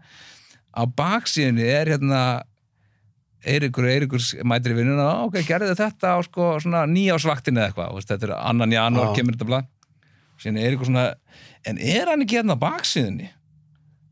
Og þá hefði við sko Dorrit og Ólafur farið í mat hjá Hjálpræðishernum á nýjárskvöld og tekið hópmyndaði með öllu sem var að borða og það er eitt kínversku maður og ég var eitthvað að saka Eirík ekki vera með eitthvað fort, kínverja líti ekki allir eins út það var alveg vitleysa sko og við fengum sko ég og Eiríkur ég fekk landamar eftirlit til að gera sko facial recognition og þeir voru ekki vissir en endaði með því að hann hafði flúið sko en þá var þetta síðan að miklu stærra máli Eiríkur vildi átta mig setja fyrirsögnina daginn eftir sko á forsíðu sem var sko lýst eftir að forsíðu fannst á baksíðu það var alveg hann vildi ég tók það ekki mál leiði hann að gera það ekstra inn í blaði í einhverjum pistli eða eitthvað að því þetta var miklu alvarlegra mál vegna þess að þetta var mannsalsmál það var það sem að þegar maður fór að grafa þá var það var kona í Kópavogi að reka nuddstofu og var náttúrulega að svíkja þannig að hann hafði bara flúið inn á Hjálpræðisher að þar var hann bara í þrældómi að bara nudda 12 tíma á dag við fengið þess að frétti gennum konur sem var viðskiptavinur hjá honum og þótti var farið ekki vænt hann en þú veist, það var alveg bara, og það var svo mikið margt sem var sko, þetta sem ég hugsa stundum með mér sko, eins og núna ekkert svona brjálaður fjölmiðl sem maður alveg, það var svo margt svona sem var bara sigla undir radar, bæði sem við vissum ekki af og var ekki verið að fjalla sem voru svona rosalega skugga hliðar í okkar samfélagi, sem var eins og, þetta var bara alveg bara hardcore mannsalsmál, hún var bara að flytja inn í kínverska nuddara, níðast að taka alla peningana þeim og endanum var hann dæmd í fangelsi fyrir þetta. En þetta var samt svona, hann vildi þetta. Ég sko, við erum eiginlega, það versta á byrði í Austurríki, því annars þyrfti ég að fá þið aftur. Já. Að því ég ætlaði að tala við hvað þú ert að gera í Vínaborg og ég ætlaði að spyrja það út í bókina þína með mömmu þína og bara búið svo gaman að tala við fjölmiðla, sko. Þú verður að koma aftur. Hvað kemur ekki reglulega til Íslands? Jú, ég kem nú alveg sæmilega reglulega. Já, við erum að fá það aftur til að ræða. Ég þyrfti að fá, það væri nú geggjað að þú og Þorleifur værið eitthvað hérna saman. Ég myndi vilja fá ykkur saman. Það var ræðislegt. Það hérna frábært. Nú þetta COVID búið að setja strik í reikningin, sko. Maður var kannski, þú kannski komist til Vínar bara fram og tilbaka fyrir 90 eurur eða eitthvað. Já, með vissir. Hvernig það verður, ef það fyrir að dragast eitthvað, eða þú veist, fyrir eitthvað minka salina, þá lítur bara verða að fara upp og eitthvað. Já, það undar gæti verið, sko. Heimurinn búin að vera svo opinn, maður getur bara flogið heim helginna og hitt fjölskyldu og tekið þátt í íslensku samfélagi á miklu auðveldari hátt, sko. Hvernig er COVID búið að vera í, sko, ég er búin að fara til 4 landa eftir að COVID byrjaði. Fór fyrst til Parísar eða Frakklands og London í mars og síðan fer ég aftur til Frakklands, Ungverjalands og Danmerkur núna og ég upplifir svolítið að það sem verið að segja við þegna allra landa við erum að gera þetta rosalega vel en það er hættulegt í útlöndum. Það var alltaf. Það er alltaf þjóðernis rembingur í þessu allstæð. Er þetta ekki svona einmitt kjör aðstæður til þess að keyra upp þjóðernishyggju í heiminum? Jú, og líka bara í allri það er ofbúrslega forréttindi að hafa upplifað. Ég hef gert það einu svona áður í Danmörku, ég bjó þar. Þú veist, ég var námsmaður í Bandaríkjunum en það var öðruvísi en að vera útlendingur í landi það er allavega svona forréttindi og þýletum til að fá að sko upplifa hvernig það hlýtur að vera að búa á Íslandi sko, að því að það er alveg öðruvísi. Það er alveg, þú veist, ég meina hérna eru 10% Íslendinga eru að pólskum uppruna eitthvað og samt sko þú veist, oft ávarpaði fjölmiðlum og svona þjóðernisrembingur hljómar öðruvísi. Ég get ekki tekið þátt hvorki þegar ég bjó í Danmörku eða þegar ég bjó í Austurríki tekið þátt í dönskum eða austurískum þjóðernisrembingi, hann er bara hlægilegur fyrir mér og alveg eins og hann er hlægilegur fyrir útlendingur sem séð hér, en hér getur maður pumpast eitthvað upp sjálfur sko, þannig að það er svona áhugavert, en jú, alveg eins og Íslandi er sko Austurríki með besta allt skilur, jú og eina sem er hættulegt er að hleypa útlendingum inn eina sem er hættulegt, sko, en þeir lendi eins og heimurinn er náttúrulega núna þeir lendi í vandræðum, þeir gátt ekki lokað landinu alveg og geta það ekki vegna þess að í nágrannaríkjunum eru láglaunasvæði og þar vinnur fullt af fólki og þeir myndi bara þurfa að loka hjúkrunarheimilunum og spítalunum sem er sama eins og hér að einhver leyti. Þetta var það sem að Þórólfur var svolítið í daginn þegar hann sagði þegar að vera að tala um að loka landamærunum og sagði hann sko það er bara svo mikið að vinnuafli sem myndi þurfa undan þá og það myndi koma smiti hérna. Þetta er saman sem við þekkjum fólk sem fór til Noregs kannski í hruninu eða eitthvað, auðvitað það með rætur á Íslandi og þarf að koma hingað á kannski eignir hérna eða fjölskyldur svo framvegis. Það er sama með einhverja pólska fjölskyldu sem býr og ætla bara að búa forever á Íslandi en er samt með rætur og eignir og fjölskyldu heimlandsins. Mér finnst talað af þess að of mikilli léttúð að loka landamærum. Þetta er rosalega stór ákvörðun. Þetta snýst ekki bara með einhverja 3 aðilar sem er að reyna að græða á ferðaþjónustu sko. Nei, þetta er aðeins flóknara mál. Já, þú veist, ef við horfum á svona historíu mannkynssögunar þá viljum við helst að þú veist svona frelsi fólks og varnings á milli landa er af hennu góða sko. En það sem var gott við þetta í Austurríki var að það var rosalega gott að fá bara ró í borg og maður hefur ekki verið í rólegri borg svo lengi, sama með Reykjavík og svona. Þú veist, ég bjó í miðbænum og áður en ég flutti út þá 3 árum áður bara flutti ég í Seljakörfi og og maður fekk bara svona ró aftur í sig sko, því að þessi ofboðslega sem maður hefur gaman að ef maður er að heimsækja, ef maður er sjálfur bara að fara til Rómar í ferði eitthvað og maður gaman að því að standa í röðum og svona, en það var og Vín er alveg ofboðslega vinsæl ferðamannaborg og það er alveg bara biðröð í allan fjandan og við búum svona tiltölulega miðsvæðis og borgin er yfirleitt bara alveg þétt tróðin og það var svo magna að vera á frægum torgum bara alveg tómt. Ég upplifði þetta í París, sko, systir mín býr í París. Já. Mjög áhugavert og blaðamaðurinn í mér hugsaði mitt, vá, þetta væri svona sérstaklega þegar hörðustu aðgerðirnar voru, sko. þá hugsaði ég að nú væri nú gaman að aktivera blaðamannapassan og fara í svona ferð og skoða alla þessa staði á meðan að þú veist, elskendur að kissast í gegnum rúður og þetta er rosa áhugavert, sko. Þetta er áhugavert tímabil í mannkynssögunni, sko. Þetta er rosalega áhugavert, en það er náttúrulega en það er samt alveg, þú veist, þetta er rosalega áhugavert og margt er einhvern veginn til að við höfum rætt hérna gildi og svona sem er líka bara til að endurskoða gildin manns og hraðan á manni og assan og eitthvað og líka er að, þú veist, að þetta er náttúrulega eitthvað sjúkdómur sem drepa fólk og fólk getur veikst mjög alvarlega og barastu eftirkosta því og að því að maður er alltaf að liggja svo mikið á að gera. Ég upplifði svolítið í fyrsta fasanum, þá voru margir að upplifa að það væri eitthvað huggulegt við þetta, að líta aðeins inn á við, vera aðeins með familíunni. Sko 70% af vinnandi foreldrum í Bretlandi sögðu eftir 2 mánuði í könnunum sem ég las í Guardian að þau vildu ekki fara aftur tilbaka.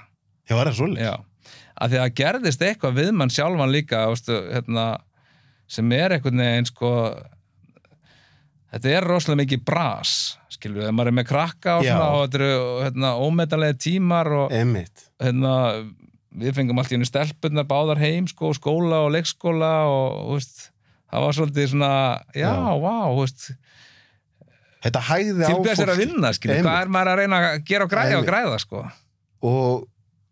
Og þetta með einhvern veginn hvernig við erum aðeins búin að læra að, þú veist, nota interneti betur í gegnum allir þessar Zoom-fundi og allt þetta dót, sko. Það er svona, það kom ákveðni góði hlutur út úr þessu. Það var líka rosalega gott. Ég er mjög heimakær, sko, með skrifstofuna heim og þol ekki ferða, sko. Já, það er svoleiðis. Allt komið á Zoomar, ég elska það, bara með mitt eigið kaffi og ég vil helst ekki fara neitt, sko.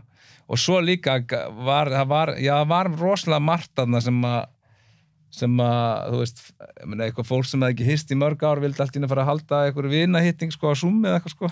Maður hefði ekki heyrt, og bara, ég fara að nenna því, sko, ég hitti þessa stráka aldrei. Já, það var svona nokkrir huggulegi Zoom-fundira sem voru eitthvað svona 3-4 andlit og maður lá bara í sófanum og var eitthvað að spjalla, eitthvað áhugavert, sko. Þannig að margt jákvætt þetta, en það er samt, sko, en ég var náttúrulega kom hingað í flugvél frá Vín og hún var hálf tóm og ég hugsaði með mér hvað endist þetta lengi? Hvað munið þola lengi að, þú veist, vera ekki bara... Ég reyndar að vissir standi svona módeli þeirra er frekar öflugt, sko. Já. Þeir eru öflugir, en það er alveg rétt. Þetta er flugiðnaður í heiminum er bara í...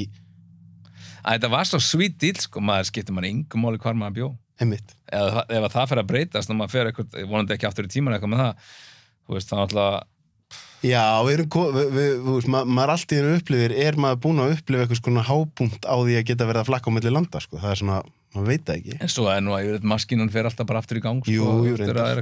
Ég var að tala við einn mjög góð vinur minn fór strax í að vera, hann er flugmaður, sko, og hann náði að redda sér vinnur sem cargo-flugmaður og hann er núna að fara hringinn í kringum hnöttin og þá til dæmis, hann er flugið til Bangkok í dag og þá er, sko, reglurnar þar eru þannig að hann fær lykil á hótelherbyggi sem hann þarf að vera búin að nota innan við klukkutíma eftir hann fær og síðan má hann ekki fara út á herbygginu fyrir 30 klukkustundum síðar, skilur við. Þeir eru strángir þetta. Þetta er rosa strángir. Þeir eru svakalega. Og það er það sem er áhugavert við lönd sem maður hélt kannski að væru það háð ferðamanniðina að þau myndir að opna bara en leið og skrítið, sko. En þau náttúrulega eiga, við erum að upplifa þetta á Vesturlöndum eitthvað leyti fyrsta sinn, en sko í Asíu er náttúrulega búið að lenda nokkur sinnum í faraldurum sem voru miklu banvænni vírusar en hér. Rétt. Þannig að veist, það er eitthvað, veist, og kannski hafa það ekki heilbrigðiskerfi sem ræði við það. Man sýnist alltaf eins og flest Asíuríki sé að taka mjög fast á þessu, sko. Já. Svoleið, sko. Búið þetta ásvælegt að fá þig. Takk fyrir að bjóða mér. Geggja spjall, maður. Ég verði að blata til að koma aftur. Það er fullt af hlutir sem við erum ekki búin að tala um, sko. Það er svoleiðis. Takk fyrir komuna. Takk fyrir mig.